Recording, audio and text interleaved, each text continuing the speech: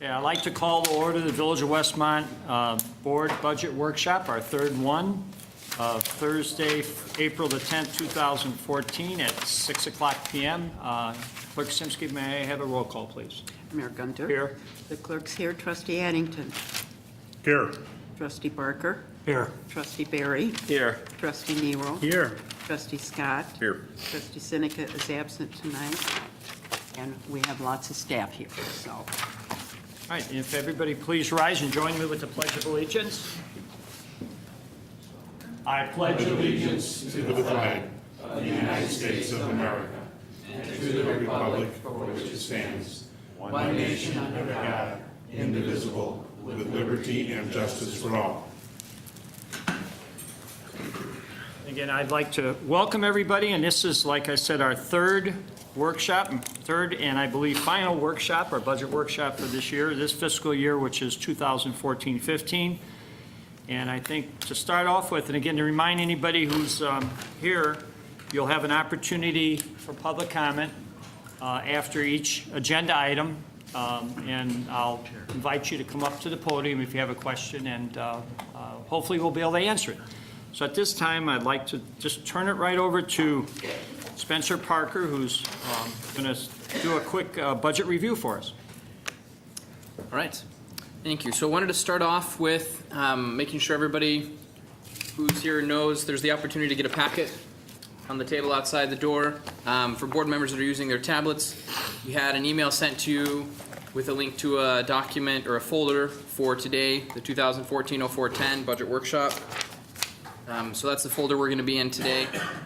I'm going to start off just briefly talking about the fund summary, just so we're aware kind of where we started, and then we'll move into water. So the fund summary, the yellow and blue sheet, the first page on your sheet is here. And you can see we're looking at a projected net in the general fund of $44,000 currently. You can see each of the other funds here. We've got Convention tourism is at a deficit of $185,000. We're spending down reserves. Maybe I'll jump to the copy of the funds carried forward sheet, which is your second sheet. We can kind of talk about all the different pieces at once. And you can see our estimated projected cash balance at the end of 4/30/15 in the general fund. We're at $5.9 million. In convention tourism, we're down to $304,000. With our deficit of $185,000, you can see employee benefit sick time and downtown parking had minor changes. We're at $56,000 for employee benefit sick time, $10,000 for downtown parking. Vehicle replacement programs got a projected cash balance forward of $1.3 million. Capital projects currently at $675,000. The capital bond MFT, for which we can use the MFT fund, is projected to have about $5.7 million. The capital bond for the non-MFT is projected to have $54,000 if we do all the expenditures we had listed as sort of setting aside to cover those items. Water would have a projected cash balance of about $1.4 million. The bond debt service fund would have a projected cash balance of $996,000. Motor fuel tax fund of $308,000. IMRF Social Security of $1.8 million. Emergency reserve of another $949,000. And then with the TIFs, and we haven't talked much about the TIFs, we really don't know. We haven't yet received any final information about the TIFs. We're estimating we may have potentially as much as $7,500 or $1,500 total in the TIFs. They're really kind of too small to really estimate or project right at this point, but that's kind of our guesstimates right now. We're not looking at having any expenditures in there. So having covered that, kind of very brief basic fund summary, let's kind of step of where we are currently. Let's move on to water, unless there's any questions so far. Okay, so we'll move on to water. For those of you who are using it electronically, water is labeled 00, Public Works Water Program Department Summary. Those in your packet, it's just the next page. So the water fund, we're not looking at a lot of significant changes. You'll notice that we do have some changes, but I want to kind of call your attention at the beginning to the bottom of the page, the bottom of the sheet, and on the back of the page you're looking at. So we've got operating, we've broken these down into operating, infrastructure, and carryovers, because the water department is one where we've got some operating costs together with some infrastructure costs as well as some carryovers. So operating, we've got a total revenues of $7.1 million in the water fund.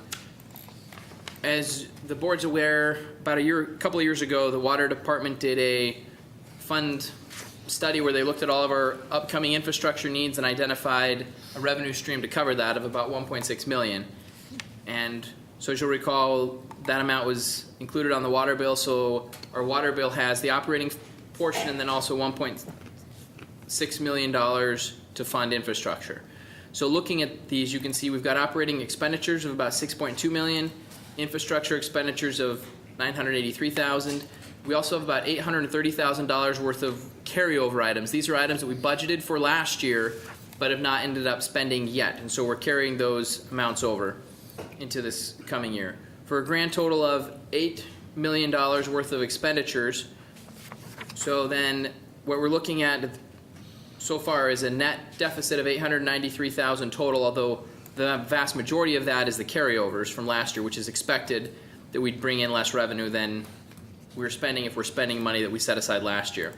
So we're looking at a beginning balance of $2.3 million, and then after our net deficit, we'll be looking at a projected cash balance in the water fund of $1.4 million. So you'll notice when we have the treasurer's report that comes out and in the audit, you'll see the total assets of the fund are significantly higher because what's reported on those is all of the infrastructure. So all of our water mains are included in there, our towers, our land, everything like that. So when you see the treasurer's report, you'll see our assets are closer to about probably 14 or 15 million, but our cash balances are closer to about 1.4 million, so what we can actually spend in the water fund. So now we'll kind of go through the different pieces of the water fund and just talk about some of the different considerations that were considered. Spencer, is that balance is kind of normal for a fiscal year? Is that? Yeah, so it's very similar to what we had done last fiscal year. We had looked at, a total expenditures of about $8.5 million. So we're actually spending a little bit less this year than in prior years. And the last several years we have done a little bit of a deficit because we're kind of using some of our fund balance and taking care of that. It's a situation where the water will every couple of years do another rate analysis and see where we're looking at with our infrastructure. We'll take another look and review some of the transfers that go from water to the capital projects fund. So they make a payment in lieu of taxes. We'll, probably this year, next year, start looking over that to make sure that's accurate, make sure the amount they're reimbursing us for our pensions are accurate, and kind of look at all the different pieces of how the water fund interacts with the other funds, and then look to kind of see how its rate's going and, adjust the infrastructure number, make sure we're actually getting the 1.6 that we expected and all of those pieces. So this is not uncommon for a budget. There probably will, over the next year or two, be some additional analysis that I'm sure you'll see at Public Works Committee and look at some further detail on that. Okay, thank you. Just to refresh me, the third item on the front page where you've got increase in water purchase price. Yes, so walking through there, so the first thing you'll see is under our distribution program, we've got an increase of about $603,000, and that's due to the increase in the water purchase price. That's what we're paying to DuPage Water Commission. Yes, so as the board will recall, a couple of years ago, I think beginning last year or the year before, the City of Chicago decided to increase its water rates to cover some of their infrastructure needs.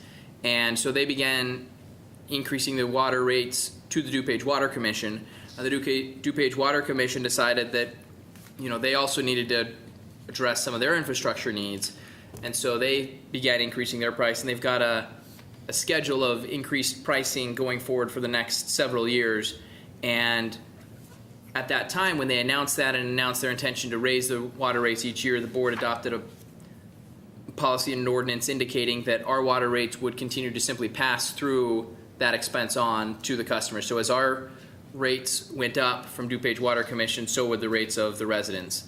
And it's just following that proposed schedule from DuPage Water Commission in the City of Chicago. So it's an extra $603,000 of our, roughly $3.7 million.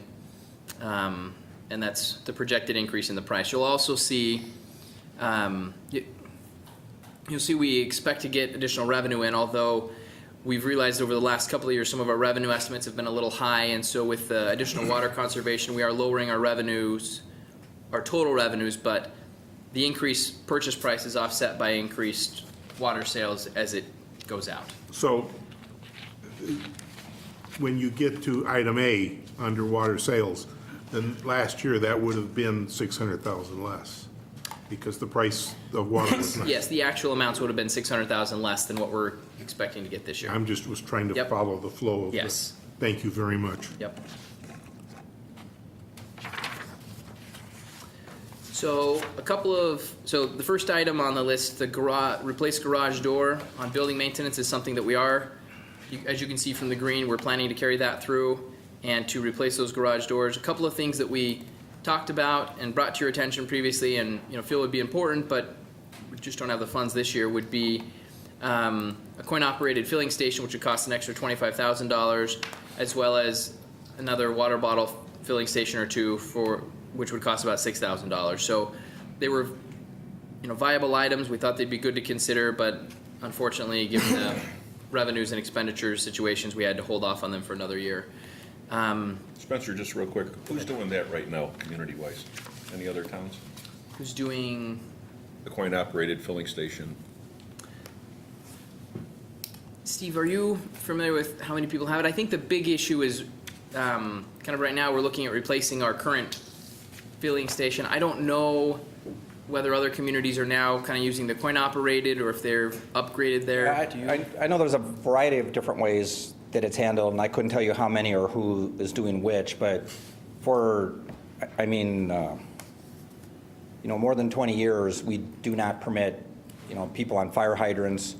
Actually, it was longer than that. And then there used to be a method where we had hydrant meters where you could leave a deposit and take that and do it, but there's enough of demand of people looking for water in bulk, whether it's construction equipment needs to fill a water tank or landscapers, that we already have the water fill station built into the water plant on Burlington Avenue, and you can go up there. And right now, when it was first in there, someone had to go read the meter, you'd fill up, we get the meter, it was all handwork and paper receipt, and it required somebody to do it.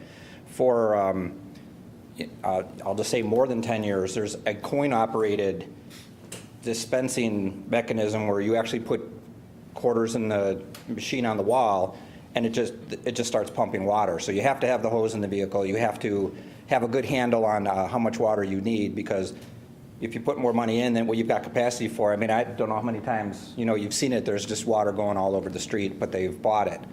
The one reason for going to this system is you don't need coins. It'll be credit card capable, and the second reason is the mechanism we're using now is not adjustable, so we cannot change the rate that we're charging, and it's significantly less expensive than the regular water rates. But of course, we're not distributing it through a water main system either. You're coming, to get it, but we want to charge the same rate and recoup those costs. So I don't know what a payback period would be, but this permits us to, get a fair rate back on the water that we're selling and more directly control the cost. Do you have an idea of what the village received last year? Let me see if I can find it. I know we had. I'm just trying to see if together it's, something. Yeah. is it worth doing it sooner if we're making money on it versus Yeah, let me we're not? pull that up right now. I think It's a good question. we had estimated. It's like antique vending Couple in there. $1,000s. When they did some wall repairs in there, the wall cavity was full of quarters from when the bucket, was overflowing and, filling up in there. And then we had to bring that out of the clerk's office, and it's all got to be, all the accounting that goes with it.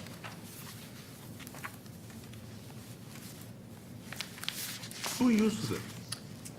Primarily landscapers, sometimes, construction contractors. A lot of the bigger machinery, you're either using water in the machinery or using it as lubricant or coolant, as you spray when you're sawing and things like that, or grinding. So it's primarily landscapers. Or if they're going to soak sod that they laid or something like that. they have- Exactly.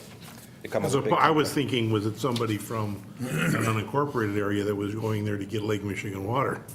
Well, you're buying, hundreds of gallons, at a time, so that'd be a lot of jugs if you're, doing it that way. It's truck It's mostly, yeah, okay. The, RVs and things like that you can fill up to? You could, but I don't think that'd be prudent. More than that? Yeah, because it's, you know, I don't know exactly what the rate is, but you're talking about a few dollars for 1,000 gallons, so that, you know, you would never, you know, the minimum, like I said, you'd be dumping water out in the street if you did that. Yeah. And it's a big hose, it's like a fire hose, you know, so you need to be able to, they just drop it in the top of the tank. I don't know how you would, I'm not familiar with an RV and how they would have to connect. our water division supervisor, Mike Ramsey, did some analysis and estimated that if we change the system, we expect to bring in probably around $5,000 or maybe $6,000 a year additional. So it'd be about a 5, 6 5-year years. 5-year payback. Okay. So, you know, definitely worth considering, but we may want to hold off on it for now was our thoughts. But if you're interested, you know, obviously it's at your discretion. We can certainly add it in if that's something you'd like to do. But that may be something we want to look at once the TIF district really starts going, because we'll have Yeah. contractors down here needing it, so. It's true.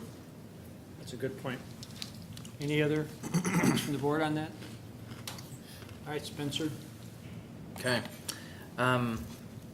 So you'll notice we've got, you know, minor changes here and there. We've got currently no annual fire flow testing or triennial leak detection. Well maintenance is down a little bit because we were looking at last year, we had some costs for abandoning a well. You'll see kind of the next big drop is in the meter replacement program, and the biggest reason for that is just that we've kind of done large pieces of it. So we're not doing as much. I'm not assuming that we're going to be doing as much this year. It's not going to cost as much this year for what we're doing as we had done last year. We also had a higher carryover last year where we had not quite finished last year's project. We're not carrying over nearly as much this year. Water meter maintenance, we're doing some fire hydrant maintenance programs and a fire hydrant maintenance program, sort of testing that to sort of offset some of our triannual fire flow testing. Expenditures have been built into our water meter maintenance on the fire hydrant. So those two items were combined from prior years. We're getting a little bit, it's costing a little bit more, but we're getting additional tests on the hydrants, and we're, you know, think it's a very good deal. This category that's listed as administrative and employee services, you'll see it's got a net reduction of $134,000, and the largest portion of that is reduction of our insurance assumptions. We've kind of had a specific amount we'd budget each year for liability insurance and water, and we're able to reduce that significantly this year. Another large, well, I guess not another large dollar amount item, but another important item that the board is very familiar with is the rain barrel subsidy program. And this is something that we started last year without a budget for it, but it is included in this year's budget.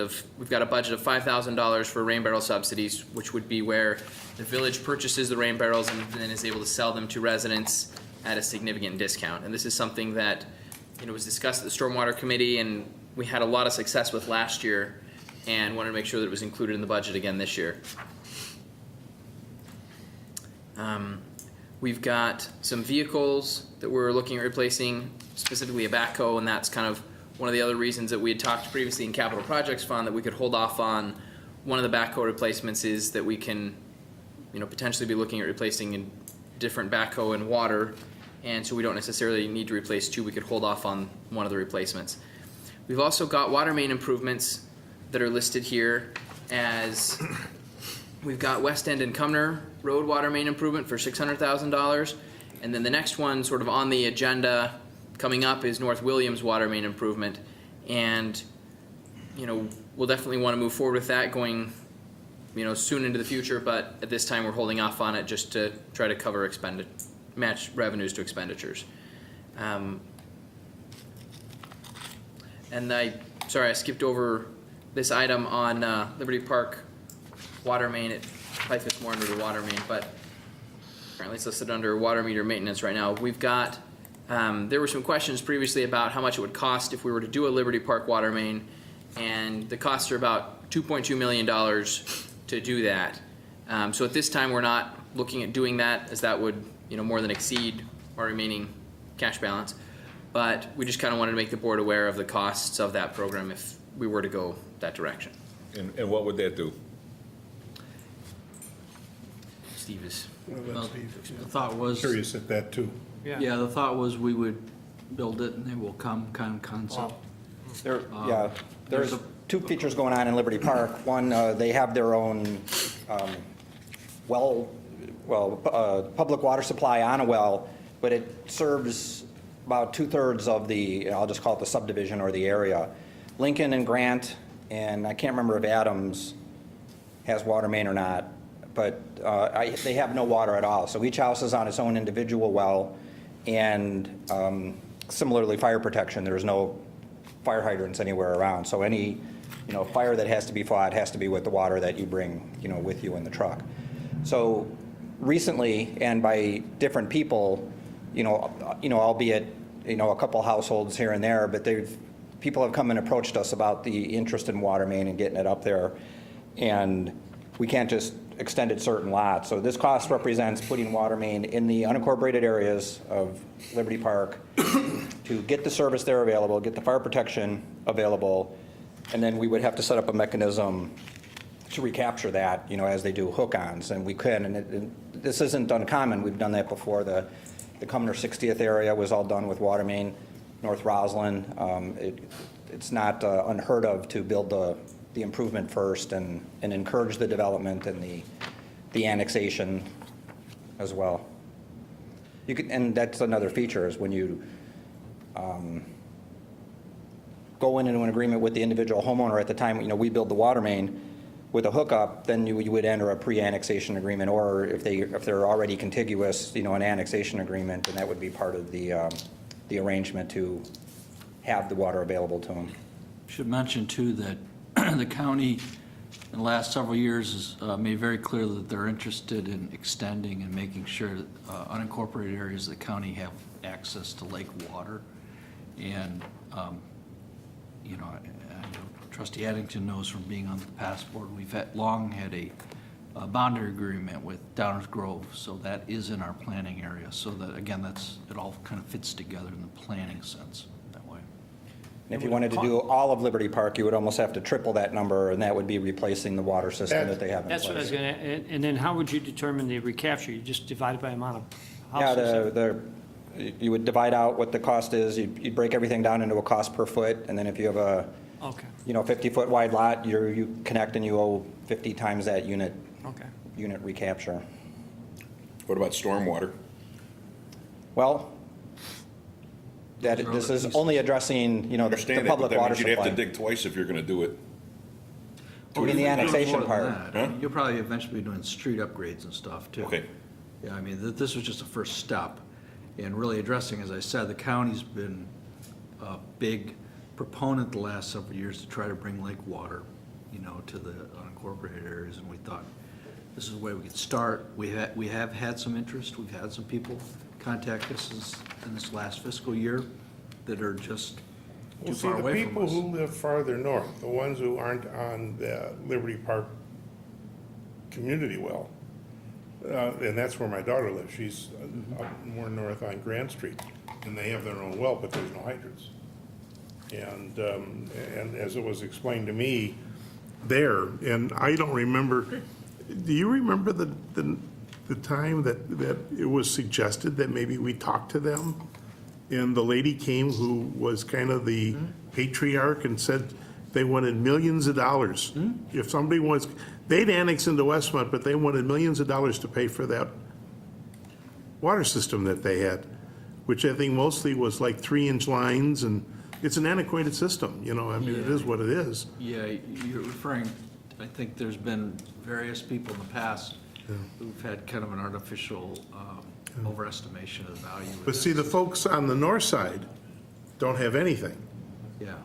going north on Liberty Park, and I think some of those folks, there would be more interest in this than the folks who are on the community well system. I mean, from our perspective, we don't even want it if it's free. It's not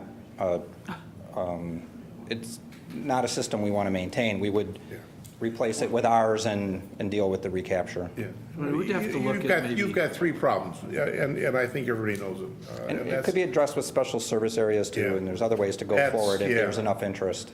But that's a discussion for another time, that's really not And part this of our is just budget, yeah. an awareness type of number for us. How many homes are up there? How many homes total? Is it in the 400 or so? Yeah, 4 and change. 4 something? Yeah. Yeah, It's probably 1,000 people up there, yeah. counting But the again, kids and everything. it's an awareness, and you're saying this is probably a third of Liberty Park, this cost? It's definitely Lincoln and Grant, and for the life of me, I don't remember if there's water main on Adams or not. That's just one. But whatever this number does represent to cover the streets that have no public water supply now.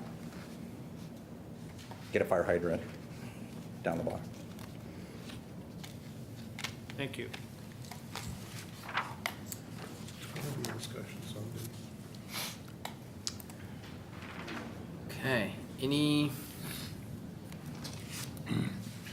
other questions on Water, I water? just remembered the discussion that Ray and I had with Betty Cheever with the first boundary agreement, where she drew her line like this and we drew, and there was Liberty Park. Right. I remember. Spencer, is that pretty much? Yeah, any further questions on Is there water? anybody from the audience like to comment on the water fund? Any trustee? Yeah. If not, then Spencer, we can move on. Okay. Now, this next section that's on the agenda is listed as follow-up budget discussion, and it includes general fund items for further discussion, capital considerations, and debt service. There's some aspects of kind of all three that tie in together, so I want to talk about that first. And on your packet, you'll see the next page on your paper packet. It's got a picture of several different colorful circles on it, and you'll see this packet is a stapled portion. And if you're looking online, this is the item that's labeled 03A, Transfer General Capital Debt. So I wanted to kind of highlight and kind of go over briefly some of the things that we've talked about how the different funds feed into each other. And so specifically, we talked about the debt fund and how we've got more coming into the debt fund than it necessarily needs. And because we had to be able to identify and pledge enough revenues to cover 125% of what we expected to have with our debt service. So we've pledged more revenues than we actually need to use to fund it. So if we end up not needing as many revenues, we can budget to not put as much into the debt service fund. So looking at the debt service fund, we've got money coming into from the general fund, from the places for reading. We've got money coming from the motor fuel tax fund, a portion of the MFT tax we received from the state. And then we've got money coming from the capital fund, which is the former debt of $345,000. Now, if we're looking at, we've got a reduction that we could do of $255,000, and it's up to the board's discretion as to where we do that. Staff's recommendation is that we make that reduction from the capital fund because the capital fund is less restrictive than the motor fuel tax fund. So the motor fuel tax fund can only be used, as we've talked about, for road projects. Capital fund could be used for road projects, but also for building projects or any other infrastructure or capital type of expenditures that the village board wants to do. So if we're looking at making a reduction of $255,000, it makes sense to put it towards the capital fund. And so we'd be looking at doing that. We could potentially do it against the general fund. The problem with that, though, is the places for eating tax, because it's a pledged revenue, we're not able to change that revenue or reduce the amount for the revenue or anything unless we are to go back to the bondholders, find a different revenue stream to still pledge that same dollar amount. So we're unable to get it back into the general fund in a meaningful way that would impact anything with the places for eating tax. But we do have the ability to put it back towards the capital projects fund to be able to use for other infrastructure related items, if the board would like to do that. If we do that and the capital projects fund has less money going out of it, then one option we could consider for balancing the general fund, as you know, we talked about how currently we're looking at a deficit of $44,450. Currently, we're budgeting to transfer $168,000 into capital. If capital is no longer spending this the 255,000, then it would make sense for the general to say, well, then we'll transfer $44,450 less into the capital projects fund to be able to balance the general fund based on the changes that we've made at prior budget discussions. So that's one option to be able to get to the general fund balanced, kind of as it ties in with all the different aspects. Of course, there's other things the board's welcome to consider, any of the other considerations we listed, and we've got a couple different options for the board to consider if they would like to. But if we're comfortable with the decisions that have been made previously on the considerations, the wanting to leave in what we've previously decided to leave in, wanting to add what we've wanted to add, and kind of stick with the decisions we've made previously, this is probably the simplest way to get the general fund to balance without 44,000. And the staff, again, you said the staff's recommending this, and this gives us the most flexibility with our money, too. Yes. So Yep. I So I don't know if there's any initial thoughts on that. think your recommendation But- sounds like pretty good. The way to go. Yep. If we, so then on the next page, you'll see, so in your packet, you'll see the debt service fund that kind of goes through the pieces we just talked about. And then you'll see our black and yellow page. This is under electronically, it's item 4, 2015 considerations and options. It's the tab items for further discussions. I've moved a couple of new items up here just to kind of verify with the board what we're looking at. And the first item that's up there is the transfer from general to capital. And it's currently, as we talked about, initially we were thinking let's transfer a little more to capital. We backed off the additional 20,000 amount. If we back off again the 44,450 amount, if we make that change, then you'll see our net change as a result of all our discussions went down to 0. So we're balanced within our general fund. Another option that we have available, if you're interested, currently our general wage adjustments at 2%, as we talked about at our first meeting. We do have the ability to adjust it to 1.5%. And then, if we wanted to, that would be another way to balance the general fund if you were hesitant to transfer less to capital. I think the easiest thing that makes the most sense is to transfer less to capital, as we've talked about. There's the general fund option, and then there's any of the other options that we've discussed previously. So we talked already about the ambulance, the seasonals, and then all the other things that we've listed before, the trees, Cost of living. fire prevention. Sorry.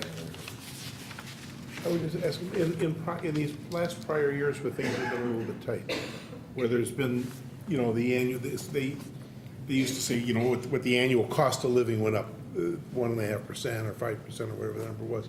When we have worked on salary increases for the employees here, have we tried to stay somewhat close to that number, or have we stayed below that? or- The last couple of years, we've averaged about 2%. Before that, when the economy was extra tight, that was when we ended up having, stayed the same wage. There was some cuts in hours to be able to reduce the total cost of the budget.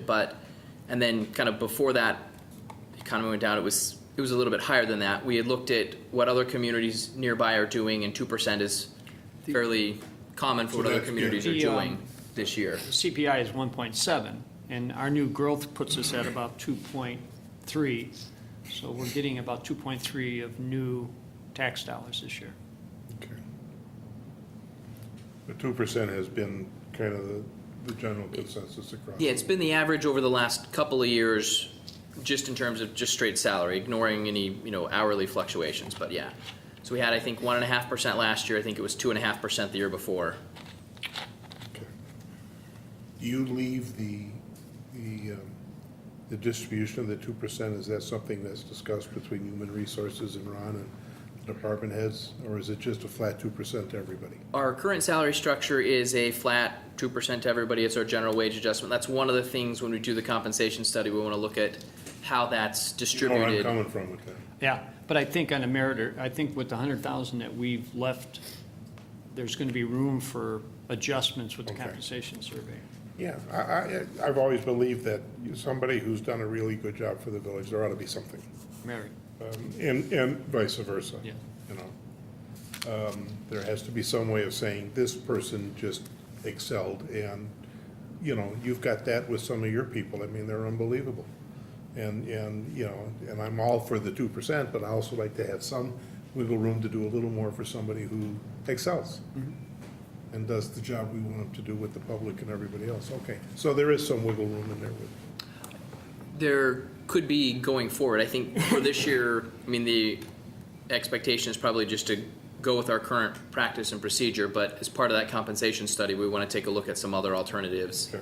and different ways to do it so that next year we can have, you know, depending on what comes as a result of the study and what the board decides to do this year would impact how next year's percentage, if there is any, is distributed.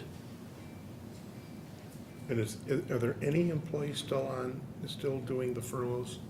Like the Friday, that's all been No, eliminated? yes, the furlough time was eliminated last year at the budget process. All gone. Yes, so before that, as you'll recall, Village Hall was closed an hour early on Fridays, and staff did not work the extra hour on Fridays to be able to save costs, and that was resolved last year. Okay, So good. it's been restored back, so staff is working the extra hour again, and Village Hall's open the extra hour for the residents.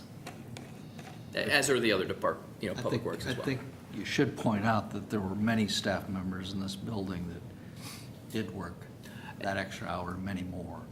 So They we were worked it, closed they to the didn't get- public, but yeah, in sure. reality, the work didn't go away, and you had a lot of dedicated employees in this Yeah. building that spent a lot of time. They were here, they just weren't compensated. For what, 2 years first? A couple of years you did Yes. furlough time, and it wasn't just here, it was throughout the village. The furlough time was up, but I'm just Yeah. Yeah. speaking in this building where I saw it every single week.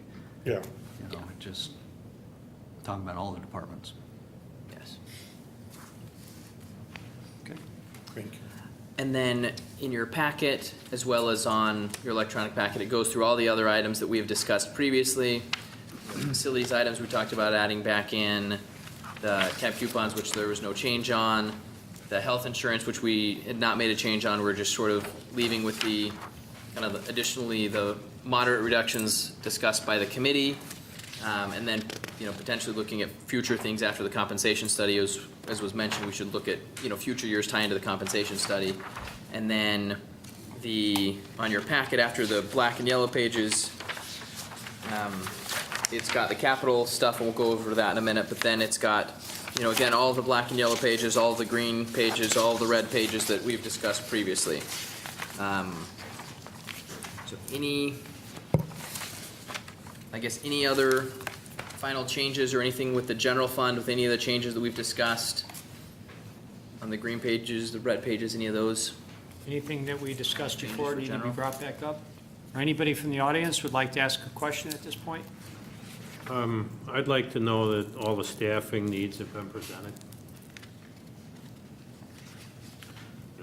Across all the departments, all the staffing needs, so that, it's kind of everybody's talked about, I need this person or that person, so that's all taken care of. And the fact that maybe we could say once that we're not understaffed. Well, I doubt if you'll find a municipality in the state that can say that it's not understaffed. Yeah. But we're in That's- a good place. We have the people that we need to do what we need to do. We're in as good a place as we can be. I mean, that's the reality. It's a reality in the private sector now. It's a reality in the public sector. We feel that we're staffed to meet the priorities that you guys have established, if that's what you're asking, yes. But are we staffed as highly as we'd like to be? No. But very few organizations, I think, these days are. But we're staffed for what we can afford. Yeah. What you guys And still provide the prioritize. service that we want to Yeah. provide. Right. Yeah. Right. Yep. So I think that's what you're really driving at, We're right? satisfied with where we're at. Yes. Well, the answer is, we're where we're at. Are we all satisfied? No. But you gotta have a dime to spend a dime. And would we like to have a couple more people in Public Works? Absolutely. But somebody's gonna show me where the money's gonna come from. Well, when we're all said and done, though, I want to know we're putting the money in the right place. That's, Steve, we're way short on Public Works, right? I mean, I thought I heard a number the other day about they'd like to have 11 more guys. And, I don't know where the reality of that and where, maybe half of that or something like that, but where are we on Public Works? It's hard to quantify. I mean, you could say, based on our largest staffing in recent history, maybe 10 years ago, you were a good 7 or 8, below that. But that's all been adjusted, and we're, working within that. We also did, services have been cut back. So, we used to do, 8 brush pickups, a year or two. So we've just adjusted as we've gone, and like it was explained, we reprioritize the work. Is there, hard to keep up? I mean, you just drive down any street, they're desperately trying to, stay ahead of the pothole work and everything. So they're always scrambling, and can you benefit from more people? Yes, but we're definitely would be in trouble if we tried to reduce where we were at now. But last year, what do we have, 3 retirees that we didn't replace, or 4? 3 retired, we replaced 1. So we're But we're even down 2. that was how the budget was proposed, that's where those cost savings were, was the not replacing the staff. The highest seasonal staff we've ever had was 12. Now we're, 4, sometimes 6. So it's just how far we get and how long it takes us to react to what's being waited for to be done. And that's And why you can't some, count on the Emerald Ash Borer, and then we have tied some employee needs into the, the stormwater utility. Is it, we've identified those needs. Is that in this budget? No, but it will have to be connected to that, other revenue if that is successful.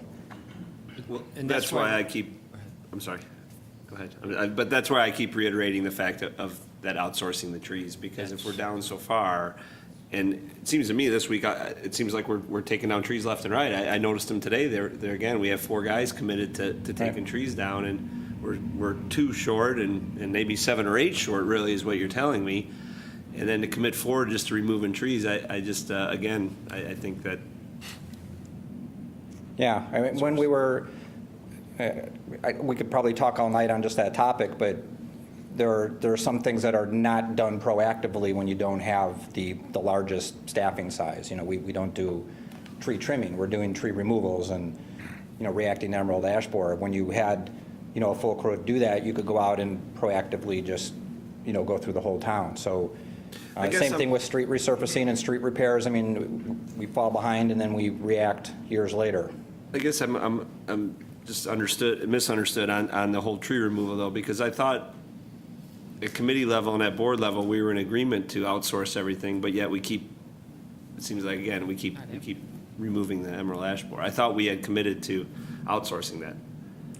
We did outsource, and then we've doubled the outsource through committee level discussions, but we've not stopped doing it. We do the smaller diameter stuff and go through those quickly, and we've outsourced the biggest time-consuming component, and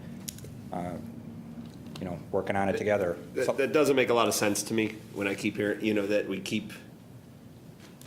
we're so understaffed and we're just so on this project of removing these trees. I guess I don't need to. I guess the question would be is, how bad is the situation that we have to do that versus just having the outsourced people do it? Are we that far behind that we need to get this for a safety issue? How far behind? I mean, there are several hundred trees waiting to come down, and at the very last board meeting, you approved another purchase order to outsource more of that. So, I don't know how to describe it differently. We're just working on it from both ends. The service, the in-town service that is working at most economically for us is not a big company, so they don't have a big crew. We could outsource even more and go to the bigger Asplundts and Davy Tree and things like that too, and put together a really big contract. But that's not accounted for in here either. I mean, that costs too. Yeah, but Steve, I think I can help Harold through some of this, and correct me if I'm wrong on this, but I don't think I am. Let's go back to the discussions on the streets that we wanted to take care of in this first project. There's only so much that we can do, and still you need to be there and your staff needs to be there to oversee that it's being done properly. I'm sure in this tree removal, we still have to watch what an outside company is doing. So our people still need, there's only so much that you can even outsource, and we can still be in control of, so it's done properly. and I think the the feeling of the board, if I can read it right, is that we're totally behind outsourcing when you think it's necessary. And if our staff can continually still do that and get the other work done, that's your, it's your foreman and your job to manage them. And it's just like everybody 10, 15 years ago, when the money was flowing in, every organization in this county was overstaffed. And now we may be understaffed, but we're also staffed to the point we can afford. I know Tom can come up there and tell you they're down 6 officers. I mean, he won't, but. Yes, he will. Yes, he will. But I think it's reality, and I think Bob said it, that we've got probably, and I don't even want to quote Frank Bellery, but he used to say, we're lean and mean, and we're getting by with the money we have. And but I think the feeling is, if we need to outsource to free our guys up, I think everybody's in consensus to do that. Yeah, I just think that's what there's we've done. I think there's a fear there, and I've heard this from the street, where they don't want to outsource anything because they feel that that's coming in and taking away their work. And I was talking with a gentleman the other day, he said, well, just outsource the whole thing. And that's not that's not the route we want to go. That's not what we're saying. We're trying to ease their workload. We're trying to make it a safer work situation, and in turn for the residents to get more trees done and more planted.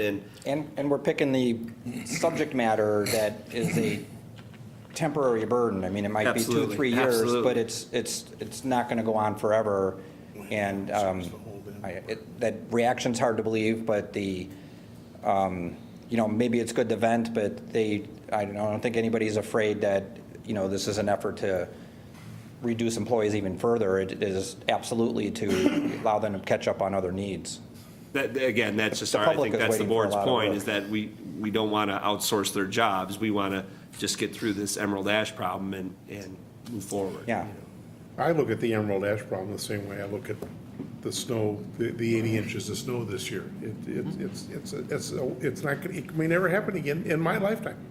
Not that that's going to be forever or anything. But, I'd like it to be, but it doesn't work that way. But I mean, this was an unusual winter. The Emerald Ash is an unusual circumstance. And I always hate, you've heard me say this before, I hate using these, like the flood of last year, these things that don't duplicate themselves every year or 2 years as the reason why you got to do something. You can't budget and you can't be prepared for all of these anomalies that happen. And they happen every 5, 10 years. Or, it's going to happen. Are we going to have is there going to be an oak tree problem someday? Who knows? But how you can't do it. And I still say, and I'm enough of a fiscal conservative that I still say, if you've got money in there, let's do the things that we need to do, people-wise and everything else. But if the money's not there, guys, forget it. And again, we don't want to jeopardize the services to the community. And so far, I think the village and the previous board has done a good job making sure of that. Is there anybody in the audience? I'll ask again. Does anybody like to comment? For a while. I want to make sure, and if you do, and I don't ask you, just raise your hand except for the police chief. I'm not going to recognize him. So Spencer, it's still yours. All right. So then I think we've covered the general fund, we've covered debt. Just wanted to briefly hit back onto capital. I believe it's like the second page in that stapled packet of yours, second or third page. And for those of you using electronic methods, it's the one labeled 03-C. So it comes kind of in between the black and yellow pages. You can see our capital projects fund. We had a couple of items that we wanted to take another look at to see if we wanted to consider doing any of them. We don't necessarily have to do any of them.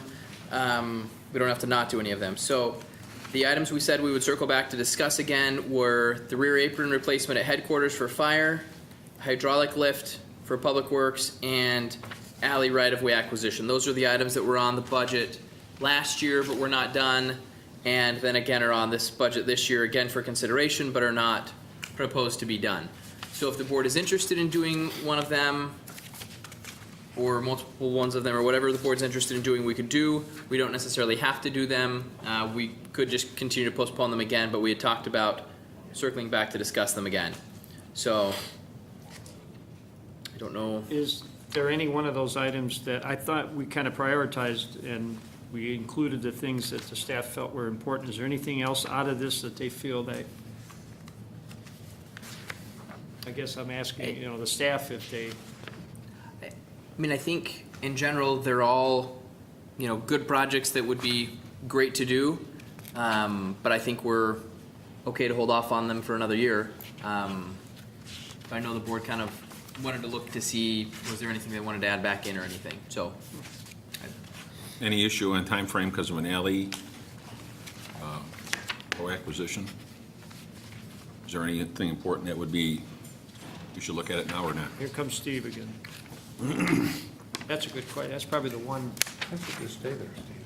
The item is in there, and it's entered in there generically, but those were to do acquisitions. We have a lot of T-alleys and problems with radiuses, and when this issue first came up, more than a year ago, there was a specific residence, and the address isn't important, but there was the problem with the maneuverability and the neighbors and everything, and one of the solutions was to buy the triangular corner and make that a public alley, and then we would maintain that. So this was to address that location, and depending on how the costs at each location go up as they come up during the year, we could collect them as we need them. But it's a reoccurring issue.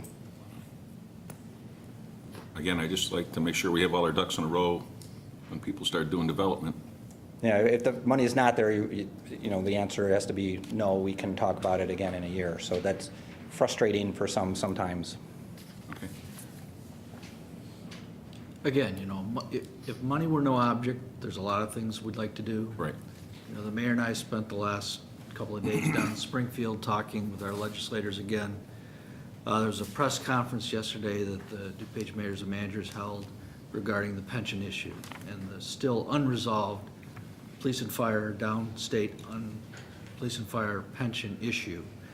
And there's a component in the law where they're going to start taking our LGDF if we're not fully funded. And the message the mayors tried to take was, give us a solution first before you start penalizing us. And then the other part of the message we try to take is, let us continue to manage our own communities locally. We had one or two representatives come up to us. One I'm thinking of in particular, Representative Sandak, who said, municipalities management took it on the chin this week. There's some bills that came through the Senate that, again, if you ask me to explain why they got through there, we didn't get any real legitimate explanations. But again, that's the reason we're cautious. That's why when you ask me that question, I'm like, would we like to have more people? Yes.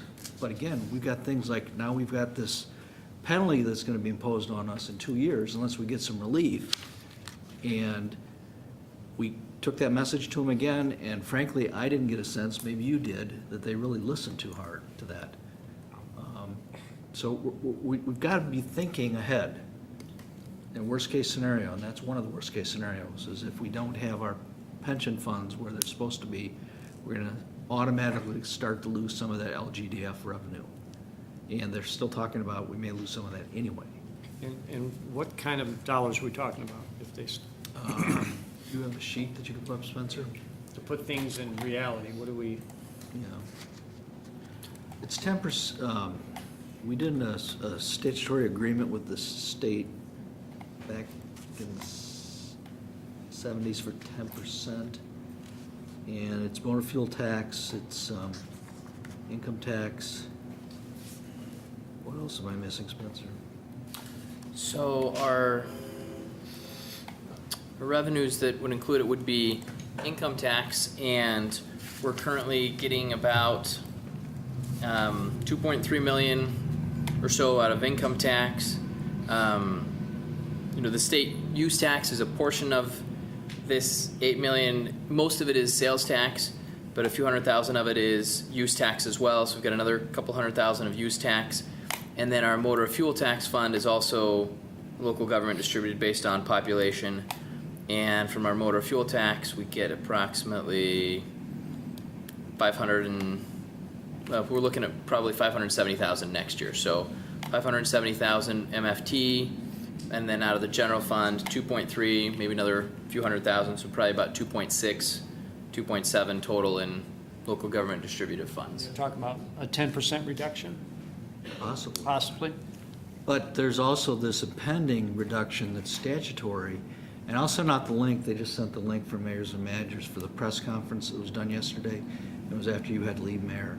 But it was I think it's very informative, and it helps you understand the potential problem we have in 2015 unless we get some relief from the legislature saying, you know, we're going to not impose this penalty and start taking your money to help contribute to the, in our case, the police pension fund. We don't have a fire pension fund. So is that yearly until the pension fund is caught up? Yes. Well, yes. I don't know in what intervals, but we'll have to meet a certain funding level each year. And if you don't, they have the potential then automatically to deduct that from your LGDF. So you have the opportunity to get it up to where it's supposed to be. And the argument that we did hear made counter to that is, well, that's not unlike what IMRF's had for years, but there's a huge difference, night and day, between IMRF and the police and fire pension funds, both in terms of how long it takes for people to vest and how rich those benefits are. And over the years, the legislature has added benefits to the police and fire. Jim, you know, Ray used to talk about the unfunded mandates every year. One of our favorite topics. You know, we haven't used that term in a while, but, you know, cumulatively over the last 30 years, those things have been added. And I think I mentioned it before, certainly to individuals on the board. You know, we had one meeting where we had legislators a couple of years ago, and we were talking about this issue. And the comment he made to us was, well, it didn't affect the state, so we didn't see any reason why we wouldn't add, you know, X amount to the police or fire pension or whatever the benefit was. Now, that's not to say the people that work in our police and fire departments don't deserve the pensions. That's not the message that you'll see in this press conference. What we want is we want a sustainable system. And that's what the three mayors who spoke primarily at this press conference yesterday talked about. You know, give us some relief on the penalty side. Let's figure out a way that we can sustain the system, because we want a pension system that will work for our police and firefighters. It's not going to work right now, but that's a big wall that's looming, and that's part of the reason I kind of react that way when you say, would we like to have more people and spend more money and buy more? Yes, we'd love to do that, but, you know, we got to be thinking a couple years off from now until we know for sure, and that's not even an answer to that. Right. And we do spend about $1.8 million, almost $1.9 million on our police pension pass-through. So we collect that money as property tax and then pass it on directly to the pension. And over the last couple of years, the board has made a concerted effort to make sure that we are paying the required amount to get us in the best position going forward, so that, you know, as long as we continue to pay that amount, we'll be okay. We're in a better position than some municipalities are, fortunately, because of that proactive decision-making that the board's been doing, and because of the board's continuing commitment to fund that pension. As you'll recall, on this last property tax levy, we talked about how, you know, almost the entire amount of our increase that we expected to receive was going to be going to fund the police pension, as opposed to any increases in village program. So, you know, the board made that conscious decision to make sure that we funded the pension program to be able to try to avoid these kind of penalties that are being talked about. So that's, you know, fortunately, we're in a better position than some, but it's still not and there's ideal. a wide variety across the state, and that was another interesting comment I heard from several legislators, I think on both sides, that you've got such a variation across the state in terms of who's funded well, who's not funded very well, who's terribly funded. And they, in their mind, that's a rationale for not changing that deadline. I'm not sure I understand that, but that's what we heard a couple of times from the legislators yesterday and the day before. So, Well, I'm having that clerks conference tomorrow, and we constantly talk about unfunded mandates that they put on, just our office alone, so. So that's, it's a valid point to continue to keep a nice, not a sufficient reserve and not continue to spend it. need to be conservative until this pension issue is resolved. It's a big white elephant in the room. And, not just for us, but for the city of Chicago.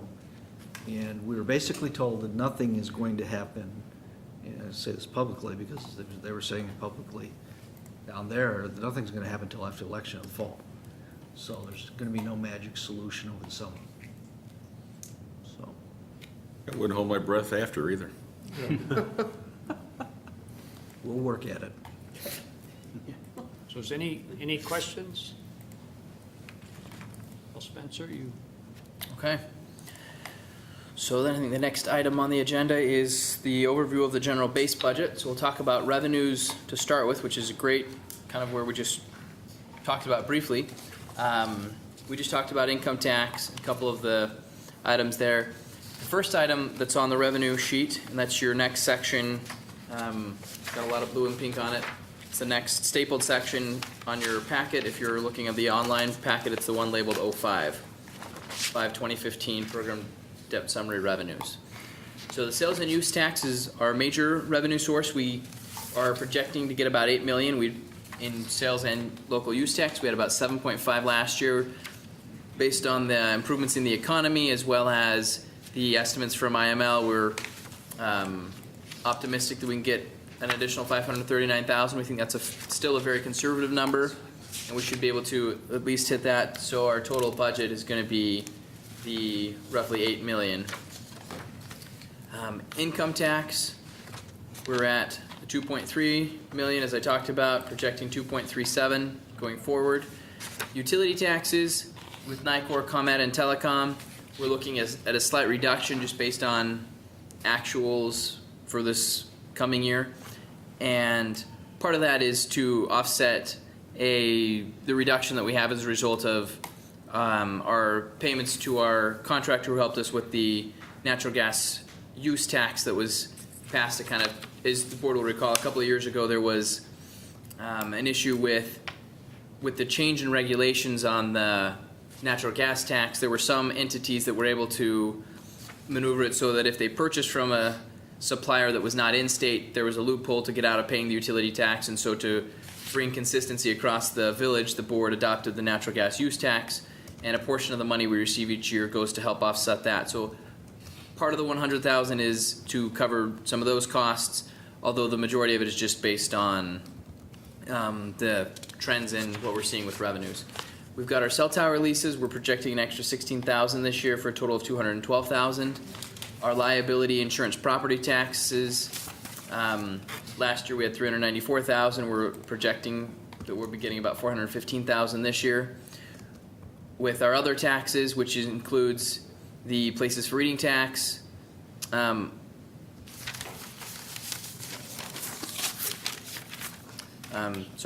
So with our other taxes, a large portion of that one is a result of selecting it here. So we've got our auto rental tax, which is a portion of that, as well as our infrastructure maintenance fee that comes out of that. So those are the two categories that make up that other taxes that you'll see there. The places for eating I'll show a little bit further down. We'll talk about that a little bit later. In the clerk's revenue, we've got our licenses for business licenses, liquor licenses, taxi licenses. We've got our permit parking for clerks of $152,000, and we've got our clerk's miscellaneous revenue, which is, as you can see, very small. So clerks brings in a total of about $373,000, what's projected for this coming year. In IT, we've got a couple of different areas. We've got our IT franchise fees, and that's about $341,000. And then we've got our IT miscellaneous, which is another 144,000. And this year, this past year, that was based on grants. And we've also got, so let me pull up the other piece of what makes that up. Just a moment.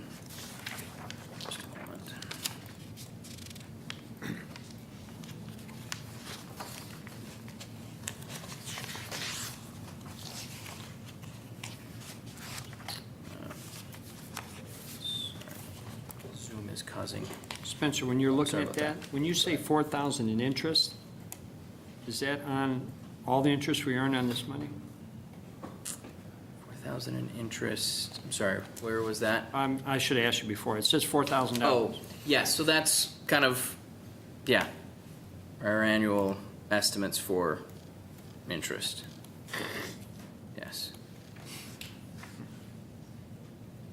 As the board's aware, we're looking at working with some other entities to try to improve that and to try to do some additional work to get that up a little bit, but that's current, based on our current projections, that's what we're looking at. The other miscellaneous ITs, as I had talked about, was for grants. Sorry, was there a further question on that, or did that No, that's, answer the question? Okay.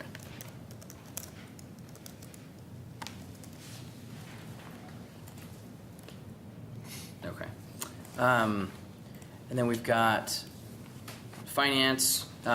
Directly, we bring in about $6,800, also not a huge dollar amount, for our contractual services with the library. Community development is, as you can see, looking at a very large increase in permits and fees.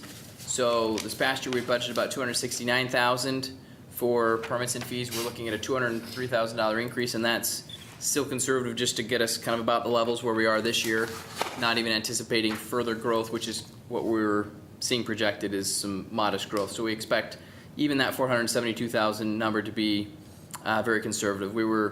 We had seen last year, we had seen some beginnings of some growth, but we're hesitant to increase our estimates last year based on a single year of trend. Now that we've seen the last couple of years, we're more confident in increasing our numbers. So we're looking at that increase there. The police fines and fees, you can see we're looking at some slight increases in a few different areas. We're looking at a slight decrease in our grants because the federal government has reduced the amount of bulletproof vests that they're funding. The police miscellaneous includes a few different options. One of them is the DEA revenue that we've talked about previously for the $100,000. And then we're also looking, as I believe we mentioned briefly previously, was an increase in video gaming of about $5,000. We expect to bring in about $5,000 more than we had listed. We had initially listed about $35,000. We're now looking at about $40,000 annually from the video gaming. In the fire department, we've got fire and ambulance property taxes. Think of a portion of that, as we talked about, we're moving some of our money from, we're redirecting some of the property tax. Instead of going to Social Security Fund, it's going into the fire and ambulance property taxes. That's $100,000 you see there. We're looking at some slight reductions in the fire alarm the fire alarm payments. We're also looking at a reduction in grants because the amount of our grants are different this year. Last year it included our projections for some cardiac monitors. We're not projecting those this year. We got them from another source. You will see another $13,000 increase, and this is, as the board discussed at the last meeting, we're looking at increasing our revenues by $13,000 to offset another increase of $13,000 in Fire Prevention Bureau hours. Public Works, we're staying fairly static with that. We've got our garbage collections as well as some miscellaneous Public Works items such as our road and bridge property taxes that we receive. And then we've got our pass-through accounts, and we've got our police pension of $1.8 million. Last year we had the extra $99,000 this year, and then this is what I was referring to. The increased places for reading bond was the $260,000 increase this year. As you'll recall, last year in the budget we had budgeted about $500,000 initially, and that $500,000 was included in that total that we had talked about at the very beginning of our sales tax. of, or total $8 million. That included the initial $500,000 of places for eating, but the increase in places for eating is listed here because we're, as you'll know and as we discussed, we're transferring that money to cover the bond. So that kind of goes through the general fund revenues. Overall, we're looking at total revenues of about $21.8 million. 2.1 million of those are pass-through, so our non-pass-throughs are about $19.6 million. Any questions on the revenues? Come on up. Again, state your name and My name is Mary Gabriel. I just have a quick question on the permit parking. Has that rate of $100 a quarter stayed pretty consistent, and are we competitive with other local communities? That was something that Carrie can come up to address that Yeah, Carrie more. will address that's a that. good question. But we, I can address that, Mary.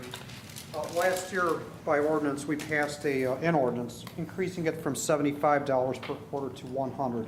That was the first increase that the village had seen in 12 years. Is that in line with other communities? Yes. As a matter of fact, it's right smack dab in the middle. Thank you. Thank you. Any additional? Okay, Spencer. all right, we'll move on to, in your paper packet, it's kind of continuing on after those. So after the revenues, you'll see continuing on, we get into each of the different departments. Electronically, we're just going down the numbers. And so kind of what we wanted to do at this point was to go through, we've talked a lot about the changes to the budget, the increases in the budget, the items for consideration that were identified. We haven't had a lot of discussion on what is included kind of in the base budget. We've had a couple questions about that, so I wanted to just very briefly walk through maybe, no more than a minute or two initially for each department unless there's additional questions. So wanted to just start with fire and walk through the whole general fund, just hitting the fund summaries and kind of at a very high level of detail. So beginning with fire, you've got our fire suppression and rescue services, and that's where we cover, so you'll see within these programs that throughout the entire general fund, a large portion of each of these areas will be personnel. So there'll be some specific things that are listed for, for supplies or actual things that we purchase or contracts with outside vendors, but a large portion of these items include the personnel costs. And that's certainly the case with the fire. The large portion of that $1 million in fire rescues and suppression and rescue services is the personnel cost for our firefighters. Similarly, there's a large cost for our firefighters who are also medics in the emergency medical services, and we split up both of all of our part-time paid-on-call firefighters, their wages are split kind of between the two major programs. Additionally, this covers our ambulance contract with Kurtz, and you'll recall we had talked about having the $17,000 with their ambulance contract. Originally, the contract actually calls for a $27,000 increase. However, in negotiations with Kurtz, Fire was able to get them to reduce that by another $10,000.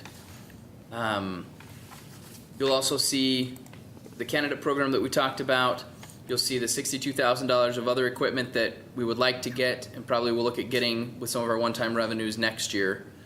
Under fire prevention, you can see our $293,000 again. The majority of that cost is for personnel, and we've got our $13,000 increase for fire prevention hours. We've got our fire department administration, which again covers a lot of personnel, but also covers things such as office supplies, and those kind of things are all part of that $470,000. We've listed, just for ease, for the board to be able to see the consideration, the full duty chief program. This current year cost, as we start halfway through the year, of the $101,000, listed entirely as fire department administration, just so that it's easy for you to see. In reality, the duty chiefs are going to be focusing a lot on the fire suppression, rescue services, the emergency medical services, and really their time will be split doing those kind of things, not just administration. But to make it easier to understand and for your benefit, we've lumped it all together in the one consideration here. Similar with the pension issues, is we've talked about that as an item for consideration. We've got some amounts still listed for community outreach, although portions of that, as you'll recall last year, we were able to transfer large portions of that to the hotel motel tax fund, and we continue to do that for events where they work, like the Taste of Westmont or those community-wide events. There's other community outreach that they do, which is not part of bringing tourism to the town. Things like the fire prevention, the fire prevention publications that they do are part of the fire prevention. But then there's also the Citizens Fire Academy, the Fire Kids Camp, some of those other community outreach, the open house that they do each year.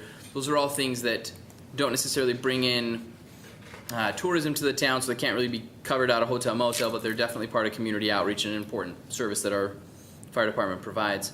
Emergency management is something else that's important to the village. As you're very familiar with our EMA volunteers, you're familiar with the additional trainings that we do and the things that they do in helping us to prepare to take care of any emergencies that come our way. You'll see there was a request for an East Burlington warning siren. This, again, is something that we'd probably be looking at doing next year. As we, again, use some of these additional one-time revenues, we're definitely going to be bringing that up for consideration again. With communications, this is the cost of things like their telephones, the radios, our dispatch portion, and you can see we've got our dispatch increase here. You'll also see a similar increase in police. With fire grants, you'll see that this year's is less than last year, because last year we had assumed we had the potential to get some cardiac monitors from some grants there. We've already covered the fire department revenues, so I'm not going to go through those again. You can see, comparing revenues to expenditures, our fire department has for lack of a better word, you'd call it a deficit of $1 million. That's not unexpected. You'll see all these departments going through here have a deficit, because that's the reason that we have the general tax dollars that come in to be able to help fund these programs and take care of it. So while a portion of the fire department is paid from property taxes and a portion of the fire department is paid from fee-for-service through ambulance, you'll see that there's still a significant amount from the general fund, from the general sales tax and all the other taxes and revenues we just walked through, that still go to support the fire department and allow them to continue to operate. And you'll see the same thing with the other departments. Any questions on fire? And again, the general fund has the least restrictions, and it can support any other fund. Yes. Any questions? Okay. All right. Moving on. We've got our next section is Human Resources Administration and Legislation. And again, as I mentioned previously, large portions of these program amounts are the salary components, as we've taken everybody's salary and tried to estimate which program portions of their time would fit into, so that we can account for them and kind of show the estimated costs for the programs. This is similar to what we had done last year. The Compensation Administration, the vast majority of this, again, is salary. There's a little bit that we pay to be able to have access to some comparisons for compensation analysis. We talked a little bit about public salary and the ability we have to look at that and see kind of what other communities are doing. So that's part of that $12,000, but the majority of that is personnel costs. And then we've already talked in depth about the compensation study and the compensation changes based on the study that are proposed considerations. Under the employee benefit section, again, the majority of it's personnel, but this is also where we cover our flexible spending account maintenance fees. Under recruitment, we've got a little bit set aside in this section for things like advertising, for new positions, having the physicals for the new positions, those sort of items. Our retention, we've got our EAP program, but again, the majority of that $20,000 is salary. It's only a few $1,000s for the EAP program itself. With compliance and policy, you can see that, with that almost $70,000 there, again, the majority of it's the personnel, and we've just got the ongoing review and updates and training, which also make up small portions of that. With labor management, we've got, again, kind of the same training and dues items, but also a large portion of that is the legal fees that we pay for our attorneys to work on labor-related issues. You can see on both compliance policy as well as labor management, we've got increased legal costs. We talked about those in depth under the considerations previously. With records management, the $10,000 includes a little bit for document shredding and scanning. This past year it included scanning. This year we're not including scanning, and so it's being reduced by about $2,000. Risk management is a portion that's in here with our liability insurance, as well as some legal fees and you'll see an increase in $10,000. One of the things that the board did last year was to, we took one of our full-time positions and converted it, kind of spread out the duties among some other full-time positions, and then created a part-time position. The full-time position was in the Public Works Department. The part-time position is in the Administration Department for, a safety consultant or safety employee that helps take care of our risk management. And so that's the increase in the $10,000 that you see here. You'll also saw a similar thing under the compliance policy. We've split the salary kind of between the two programs. There was a significant net savings. You just see the increases here. The decreases were in the Public Works. The majority of them came last year. Village Board communications, these include legal fees, portion of the communications director's salary, as well as other general salaries. As you'll recall, this past year, there was a change with the communications director, and we went from having a independent contractor to having an employee. There was items included in the budget in both Village Board communication as well as community outreach, marketing, and branding for a couple of different options. One of them we ended up adopting as the Westmont Economic Development Partnership with the Chamber of Commerce. And so the actual dollar amounts for the individual pieces of it shifted a little bit this year, but the net result between the two and between the two different options that we had considered ended up being right about the same and stayed level. Department management's another important thing that's taken care of in the Human Resources Administration legislation area, as well as intergovernmental relations. Our intergovernmental relations includes some legal fees, our salary sharing agreement with the Park District. We've talked before about our landscape architect, Bob Fleck, and the work that he does in working with our Public Works Department and working on some of our capital project stuff and working with the village on community development, permitting, and landscape designs. He does a lot of things for us, and this is where the portion that we pay of his salary comes from. Additionally, we've got organizations with which we participate that have some fees associated with them that help improve intergovernmental relations and help us understand a little bit more, kind of be able to keep track of what other communities are doing and see how things are going. Some of the major ones are the DuPage Mayors and Managers Conference, as well as the Illinois Municipal League. Village Board operations, this is the section where we cover the village board meetings, legal fees, some dues. Again, a portion of DMMC is kind of set to this program, some training, liquor background checks, and that covers that. As you'll notice, we added the trustee expense allowance as one of the items for consideration of that $5,000. Another program, To include clerks. yes, which is to include clerks as well. Community, another program is community outreach, marketing, and branding, as we talked about that very briefly. This is where we cover costs for the Neighbors Magazine, general communications to the village, our life safety grants, the Westmont Economic Development Partnership that I mentioned, the DuPage Senior Citizens Council, and our contributions to DuPage Children's Center. And then we've got kind of the administrative services, and that covers printing, binding, office supplies, postage, as well as with all the others. I should probably just stop saying it, but the additional salary costs. I don't want to, give the impression that our office supplies cost a whole $30,000, but that's, they're included in that $30,000. It's a portion of that. Any questions about administration, human resources legislation? Spencer, if we were to, one of the comments were to look at internships, if we were to get an internship, do we provide any stipend? And where would that come from if we did? Well, it would probably end up coming from the department where we would have the intern be working.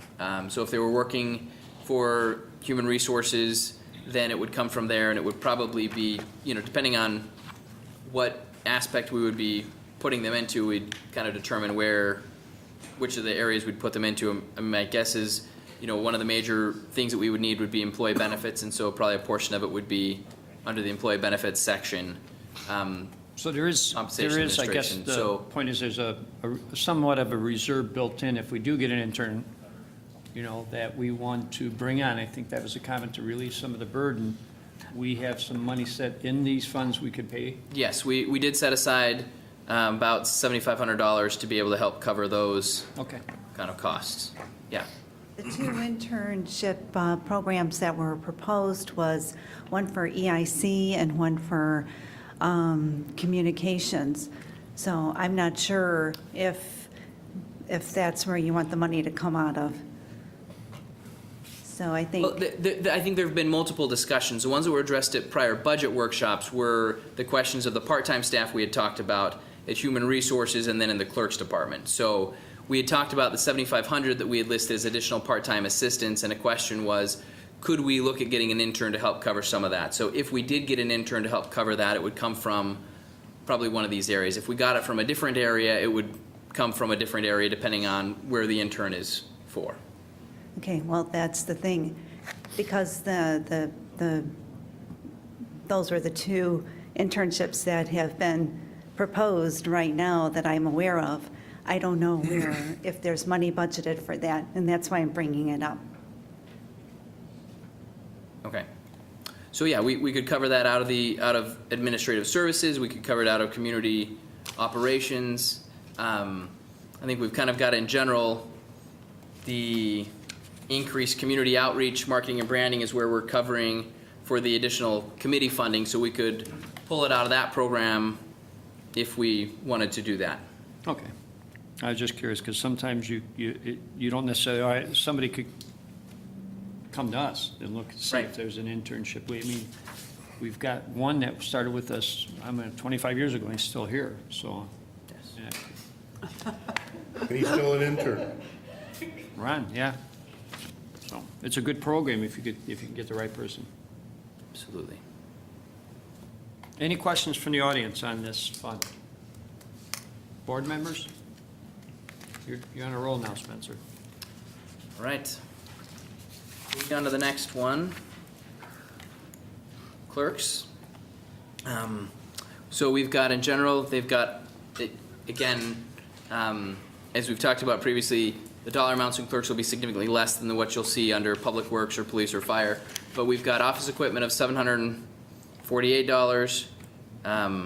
We've got clerks administration items of about $11,000. We've got the records retention and FOIA, which includes our electronic code supplement, about $11,600. For licensing costs for clerks, we've got about our decals recording fees of about $20,000, and including personnel time. We've also got our accounts receivable and cashiers, about $6,000, utility billing, about $116,000 that we spend on that, and then cab coupons that currently, as we've discussed, are no cost because we're not doing the program currently. We've already discussed the revenues with clerks. Any questions on clerks? Sue had, and I'll speak for her because I know she's not here. She had brought up about the CAB program and thinking of restarting that. You left for your Lions Club, and we addressed it, and I think they determined that there's a lot of options available for them through the township. I believe both townships. So I there's think other we're gonna- places to go. We're going to keep an eye on It it. would just Yeah. be duplicating their service. Okay, so for Already now, been posted leave on this the where it's at website. and let them go to the other services, Pardon? okay. Bruce, right. Larry has it already up on the village website, the options for the cabs, All right, good, thank you. public service. And both Downers Grove and York offer it. They do? Yes. So, okay. Thank you. Okay, we're moving on. All right, information technology. They provide video production services. We do that in-house for all of our board meetings. As you'll recall, there was a possibility, we considered of outsourcing some of the video meetings, videoing some of the board meetings for $3,300, but decided not to pursue that this year. We've got MDTs, mobile data terminals that are in the different vehicles. We're replacing a few more. We replaced a few more this year than we're looking at replacing this coming year, so that's why the cost went down slightly. The organization mobile device support, we've got about total of about $41,000 in there. The $8,000 increase is for some computer replacements in IT, which is more than offset by the fact that we have fewer server replacements this year, so our network infrastructure amount is going down significantly. Additionally, our telecommunications costs have been able to be reduced by about $25,000, so we're only paying about $88,000 for our organization wide telecommunications cost. We've got office support equipment. You'll see an increase of about $14,000 this year because we're doing 15 additional computer replacements. We've got desktop virtualizations, just kind of trimming on the price there. So roughly $39,000 for a cost for that. And then the other pieces we've got are divided into internal software, which are things that we host, such as our financial software, Firehouse, those kind of things. And then cloud computing, which are things that are hosted outside of the village. So over the course of the years, you'll probably see items moving from internal software to cloud computing and back and forth. This year to remain fairly stable. We've got an increase of about $12,000 for internal software. Part of that is just general increases from vendors, and a portion of that is the fact that we need a new backup software. We have one software which takes care of a couple of different functions, including our backup portions, which is being discontinued, so we needed to find another backup software, and so we've got that listed at about cost of about $12,000. Cloud computing, we just talked about some of those things, such as the website, Google Docs, about $75,000. And then if we're looking at adding in the new time clock system we talked about, as well as the Go Local app, we're looking at a new total of about $126,000. For organization, dues and subscriptions, kind of our dues that we have coming for the organization, that's about, a very small dollar amount there, as well as the amount we pay for audio visual.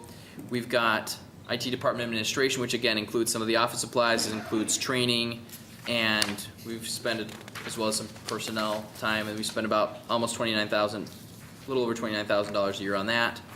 And then the maintenance services and facilities, we've got some grant funds. We have, last year we budgeted $184,000, and again, a large portion of this came from the grants. We've spent about $25,000 worth of the grants, so we're reducing the amount and expect the maintenance services and facilities security total to be almost $160,000.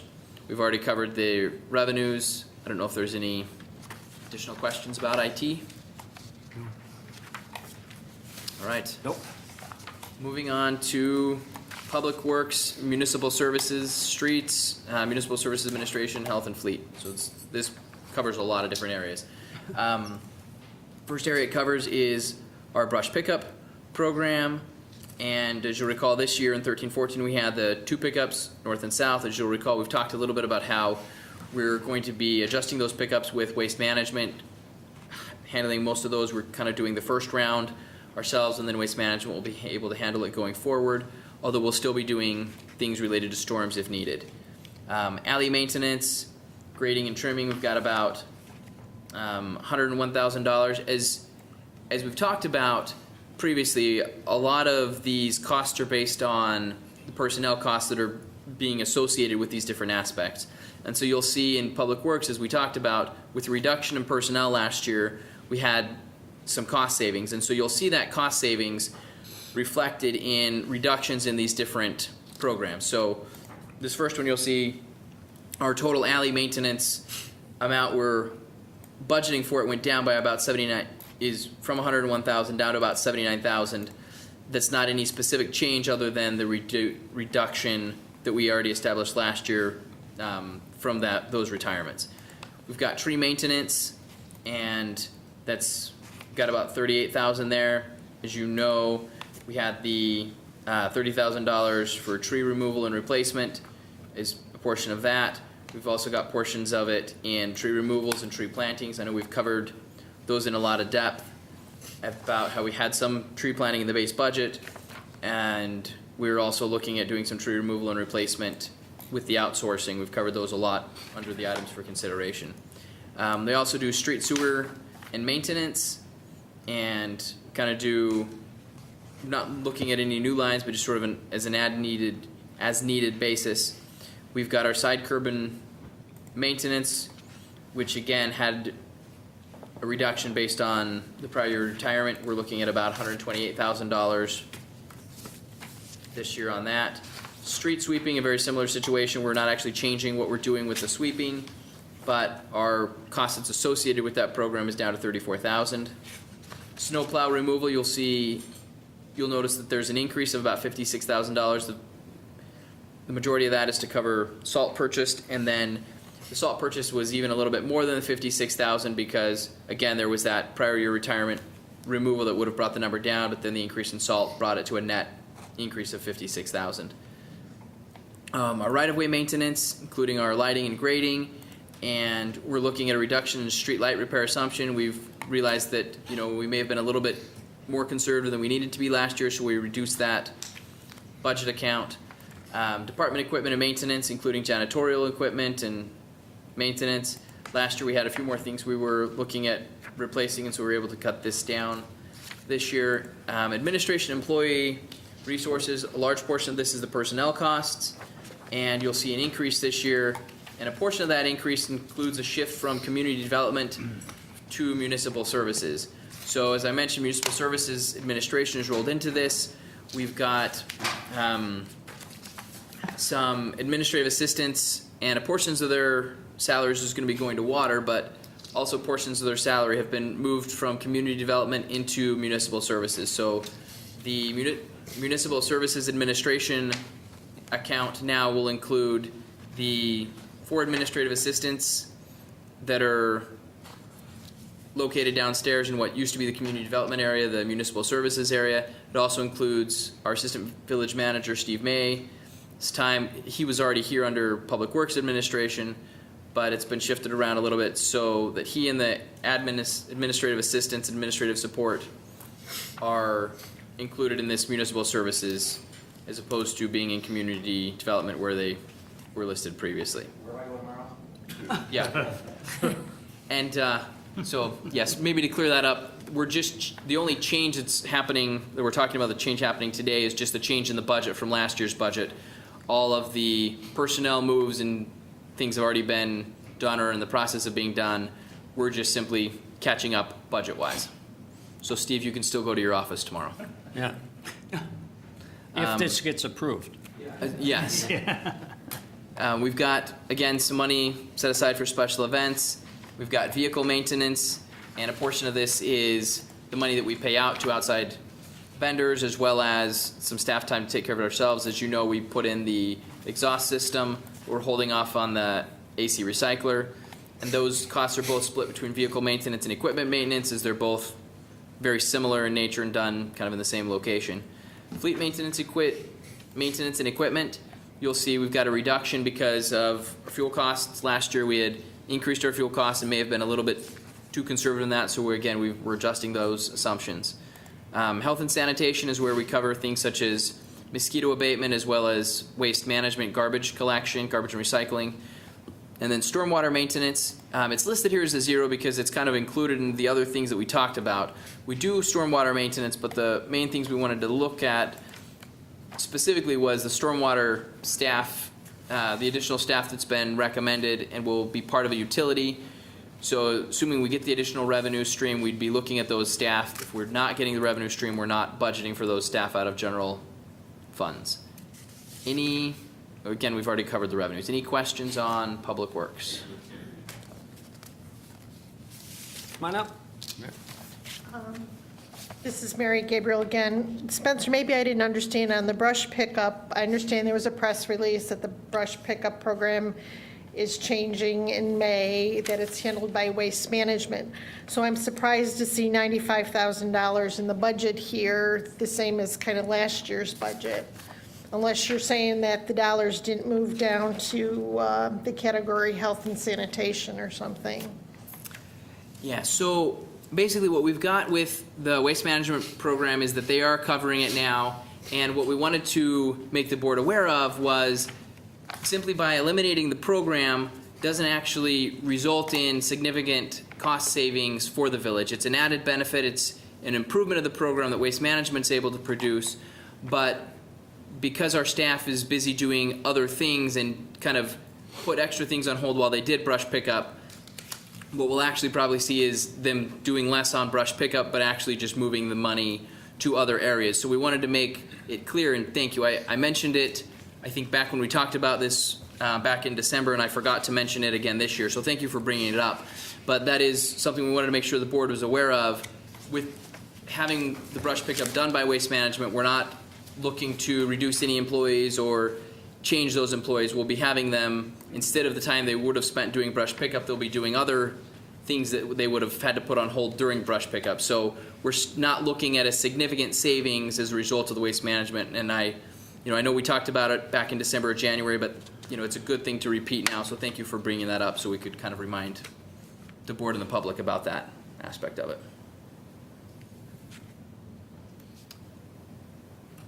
Any others? If not, All right, we'll go to facilities. moving on. Okay, so facilities has programs including landscape maintenance service, and you'll see that we had moved a couple of, again, this is just sort of a change in budgeting and accounting, just so the board's aware. And you'll see, I believe it's listed in a few other places, but we had a couple of part-time employees that were under streets, and sometimes they'd work for facilities, and it kind of went back and forth. And so we just this year decided, for simplicity, just to move the entire cost for the part-time employees into the facilities section of the budget. So you'll see that item listed in there. It goes through multiple areas, as you'll see and notice. Our building maintenance services, we've got different items that go year-round through our building maintenance. And the $157,000 again includes a large portion of salaries, as well as some of the contractual things that we hire, the exterminators, the rug service, those kind of things that we have. Additionally, this year, as was, I think, talked about very briefly, we're always looking at kind of evaluating what should be budgeted where, and it was determined this year to move some of the items that were previously listed under the fire department and the police department into the facilities department. So things that dealt with the improvements of their facilities, we wanted to consolidate into one facilities budget. And so that's that $23,000 increase that you see. We've talked about the plaza fountain and the repairs that we need to do this year under the items for consideration. With repairs to all facilities, again, there's some staff time associated with that, as well as some miscellaneous funds that we have. We know there's going to be some issues with our facilities where we don't always know exactly what's going to be breaking down that needs to be repaired, but we know there's some, and so we set aside some money for that. Additionally, there's about $20,000 that had previously been, so $19,439, that had previously been in police and fire and have been moved to facilities. You'll also recall we talked about replacing carpet at fire headquarters, the seal coating, and the ADA compliance repairs. We had the $18,000 epoxy garage and booking room floor for police, the power washing, generator maintenance, and the items that we've already talked about under items for consideration. There's a small amount set aside for some safety postings, things that have remained in there, and then the administration and employee services. Again, there's some wages in here, as well as screenings, drug screenings, uniform allowance, and then you'll see a large increase here with the move from a public works engineer from public works administration. So as I mentioned previously, we had taken a full-time position, passed on some of his duties to other full-time positions, and then created a part-time position. One of the part-time positions the full-time position included safety as well as facilities maintenance. And last year, we passed on the facilities maintenance aspect of it to our public works engineer. And so last year in the budget, we had kind of shown under facilities the reduction in cost because of passing out those duties. This year, as we were doing the conversion of Public Works Administration to Municipal Services Administration, doing that reorganization anyway, it made sense to move portions of the salary into Administration Employee Services. Now, a portion of the salary is also paid for out of the Westmont Center because of the upkeep that's done there, and there's some other, small little items in the administration changes and employee services, the office supplies, those kind of things. But a big portion of it is that move from one account to another of the Public Works engineer. Any questions on facilities? Okay. No questions. Moving on to community development.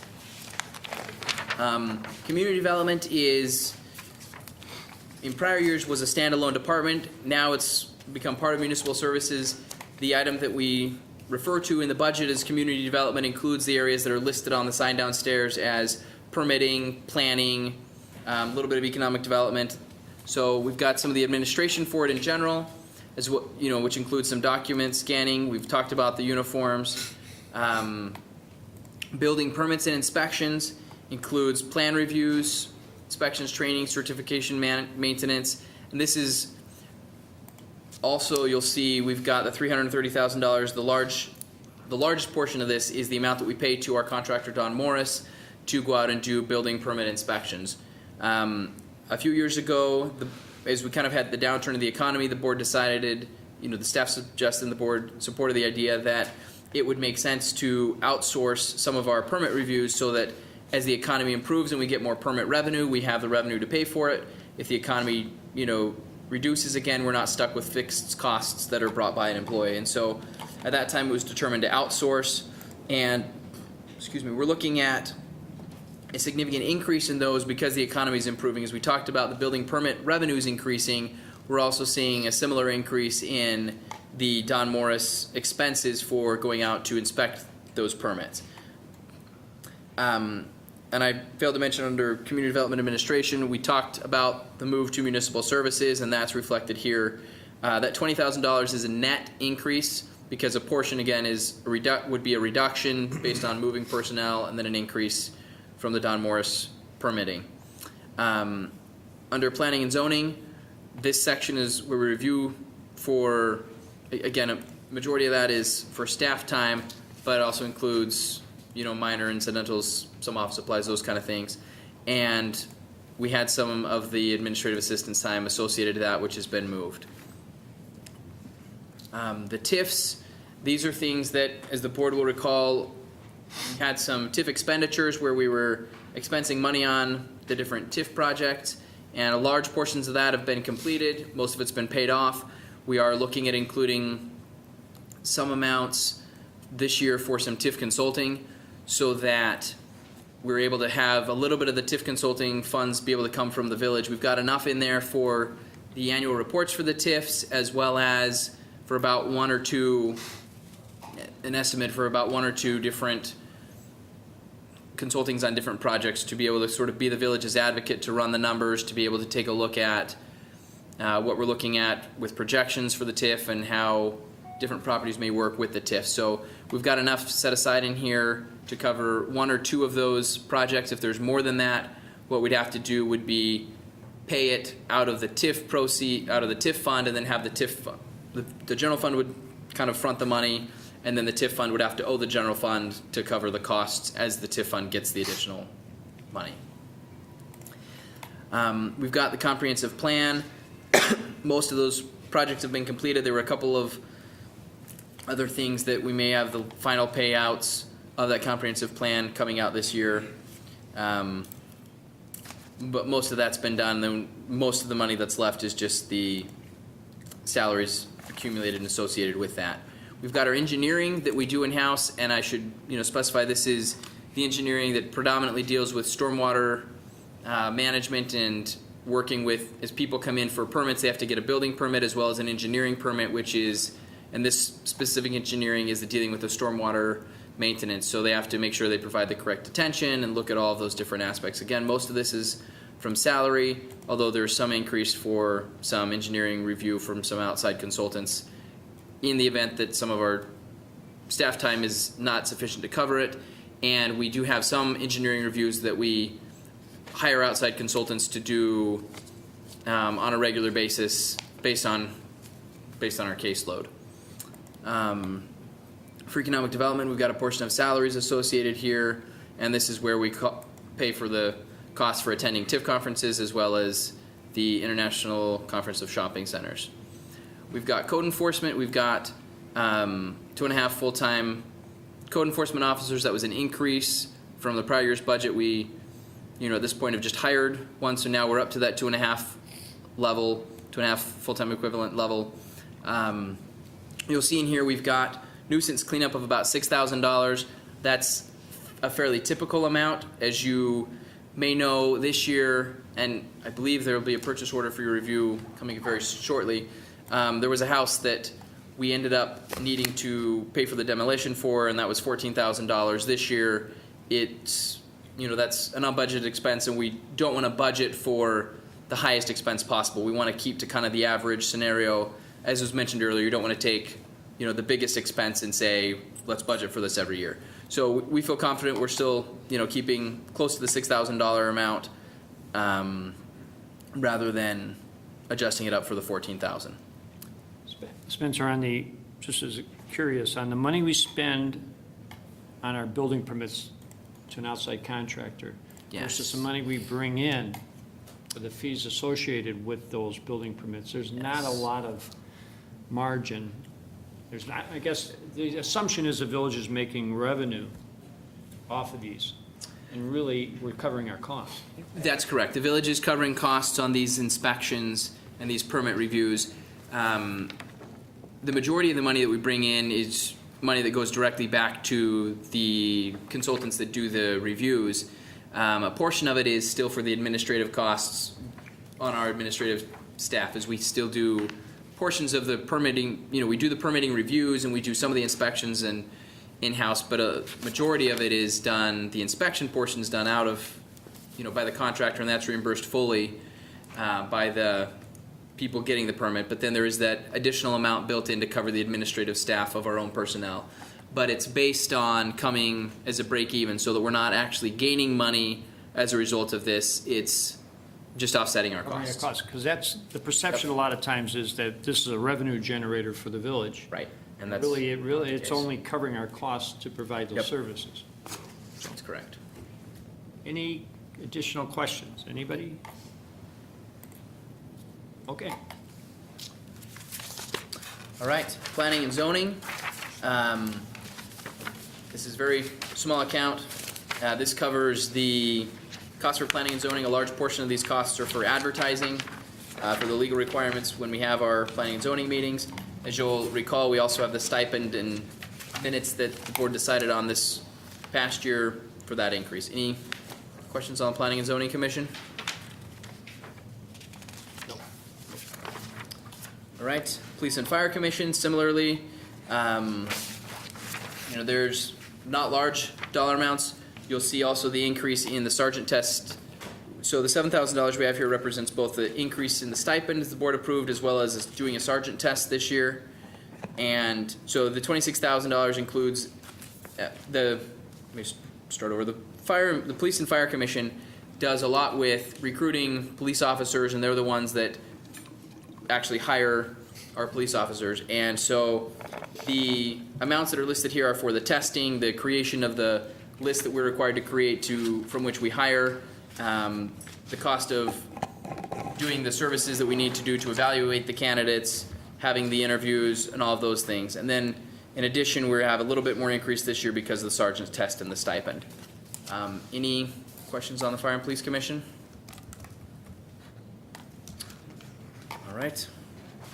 Moving on to police. Thank you. We've got patrol vehicle equipment, and so it covers fuel. The majority of that $159,000 is fuel, but there's other equipment sort of as needed. The repair cost for those vehicles has been reduced, so that's why you see a slight reduction.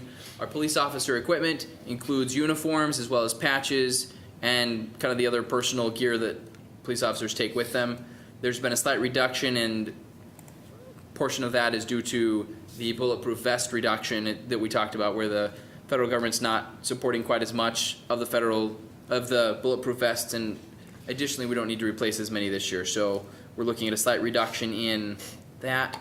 Minimal changes in investigations. Investigations covers, I guess really the detectives division, the investigations. We are looking at the DEA officer that we talked about for the $109,000. As we talked about previously, there's some slight additional costs if we were to do a problem-oriented policing detective. It's a little bit more because of the additional training that individual would have to do as a detective as opposed to a DEA officer. We're looking at minimal changes with our drug, alcohol, and tobacco enforcement. This includes our contribution to DUMAG, as well as other prevention efforts, compliance checks, DUI enforcement, those kind of things. We've got administration, which includes some training, some supplies, as well as some wages that are included in there for that $539,000. We've got our support services, which include our records division, as well as our part-time property control clerk, which was new last year. For facilities, we've talked about this before. We had the 3 cleanings a week. As you'll recall, we talked about the initial $34,000, which had several items in it. Some of those items have been included in the facilities budget, as we've talked about. With weapons, this covers primarily ammunition as well as some other, small purchases. With community outreach, again, most of the participation is covered by hotel motel. We do have some, bicycle team and some small minimal events for about $3,000 we put towards there. We've got our traffic enforcement that's projecting about $7,000 this coming year. And then the majority of our expenditures, and again, most of these are the personnel expenses, are for our non-emergency services and our emergency services. The non-emergency services being kind of things we take care of to be able to help people out as we respond to accidents that aren't life-threatening, as we respond to break-ins, those kind of services. And then the emergency services taking care of things that are emergencies need to be dealt with immediately. We've also got our crossing guards, which cost us about $27,000, and that covers the expenses. We've already talked about our revenues, including video gaming. Any questions on police? The Andy Frame, Yes. and that's for the schools. And Yes. that's something that we, through the years, have just decided to absorb that cost. That's correct. Good of the community. Okay. That's correct. Yeah, I believe statutorily the responsibility to provide those falls on the schools, but we've just historically done it. And in prior years, as we've had conversations with the schools are not extremely interested in the idea of picking up those additional costs. Really? Yeah, I'm sure that comes as a surprise. Fancy ones. But I just want to mention that we've kept Yes. it in our budget Yep. because we feel the importance of providing that service Yes. to our school, to children that are walking to school. Right. Okay. And I think most of, even though we outsource it, I think a majority of the crossing folks are local residents anyway. Yeah. Yeah, they're the same people that we had prior to that outsourcing. Yeah. They're doing a great job. All right. All right, the last but not least in the general fund is finance. And you'll see the majority of these costs are also personnel expenditures. We've got some small costs for supplies, but the majority of these are personnel expenditures. We've sort of divvied up into the different programs as our guesstimate as to how much time is spent where by whom. And so we estimate we spent about $71,000, almost $72,000 on payroll-related items. These include, in addition to the personnel, it's the W-2s, the checks, training, the payroll manuals, make sure we're following the updated guidelines. Under accounts payable, it's the 1099 tax forms as well as checks and envelopes. With audit, our $65,000, about $25,000 of that is the actual audit services where we pay the audit firm to come in and perform the audit. There's some personnel costs, and there's also a couple $1,000s for the GFOA award. As you'll note, we have the audit contractual increase of $850. That's listed there as an increase. For budget preparation, we've got some small amounts of supplies listed there, as well as a couple $1,000 again for the GFOA award, and then personnel time with regards to that. Accounting, in addition to the personnel, we've got the published notices that go out. As you're aware, we've got several notices that we have to publish each year in the newspaper. That's where we cover those, as well as some additional training. And then the administration and file maintenance aspect of things, we've got archiving was an option that we thought about, and eventually we'd like to do that. Some additional scanning of some of our documents.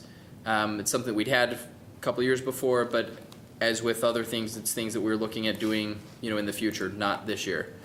And then we've got costs for services that we provide to the police pension as well as the library, which are outside entities that utilize our services. And so we estimate, again, most of it is personnel costs, almost $19,000 for police pension, almost $15,000 for library. And then the analysis and assistance kind of, as well as covers fees, as well as portions of personnel, is about $45,000 for total expenditures of about $419,000 next year. Any questions on finance? Okay, well that concludes our general fund discussion. And then we kind of had a sort of a general category on the agenda.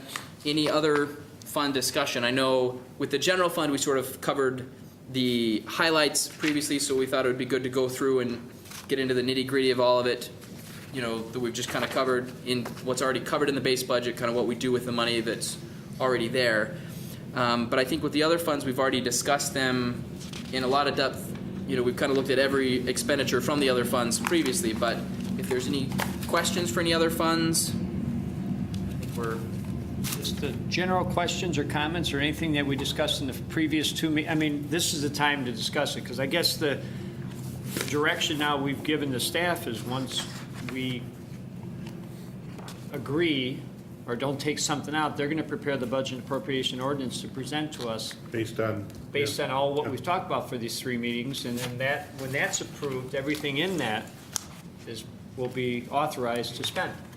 So if there's any comments, The only thing Ron, are you that here? I would like to review quickly, because everybody's been sitting here now for a couple hours already, and since I had to leave, would be to go over the police department vehicles, because I did miss that wonderful discussion. And not that we have to get in deep into it as we did on Saturday, or as some of you did on Saturday, but I heard about a Tahoe, and that seems like an expensive vehicle, and I'd just like to, sure, get on television. Tom's pointing to the fire department, we'll let, So, and I don't know, before you go, say anything, Ron, I didn't know. Well, I just wanted to clarify one point about the next steps. We'll be preparing the budget for the board to adopt. We will not do the appropriation ordinance at the same time. That normally follows afterwards, and as many of you know, that is our legal spending limit. So there is some time in between there, and there still could be changes. Yeah, not only from the board, but there's opportunity for the public to ask questions before final approval, so it has to, the tentative budget will be on display at least 60 days. Before final approval, you'll get an opportunity. Yeah, probably close. Close to it? Yeah. All right. So when will we vote on the budget? We have that planned for the next meeting date, which is next Thursday. Next Thursday, a week from today. Yep. Yeah, it's, we pretty much got the agenda done. It's a large agenda, but there's a lot of purchase orders, and I might as well explain it here now. A number of those purchase orders are expenditures out of the next fiscal year. So when you see that, it's going to be part of the consent agenda, and we're going to separate them out and bring that to your attention. You may want to pull those off until after the formal budget presentation adoption. But they're all, as Spencer's done such a good with, every one of those items is a carry forward in your new budget anyway, if it's not expended this year. yes, so the items that will be up for your consideration as purchase orders next Thursday are all items that are included so far in this draft agenda. Right.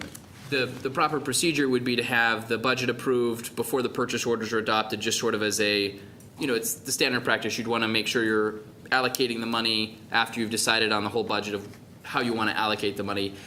Not that we anticipate that there'll be a lot of last-minute questions or changes. On next Thursday, we expect that most of those issues would be addressed here tonight, and we can, take all those into consideration, so it shouldn't impact anything, but procedurally, it makes sense to approve the purchase orders for 14-15 after you've approved the budget for it. So they'd be listed on the consent agenda, we'd remove them from the consent agenda, approve the budget, go through the new business, and then at the end, just approve the purchase orders from 14-15 after the budget's been approved, assuming that it is approved. And that is like any other vote where it would be open for discussion prior. If you want to tell the public why you're for or against it, you'll have that opportunity. Yes. Okay.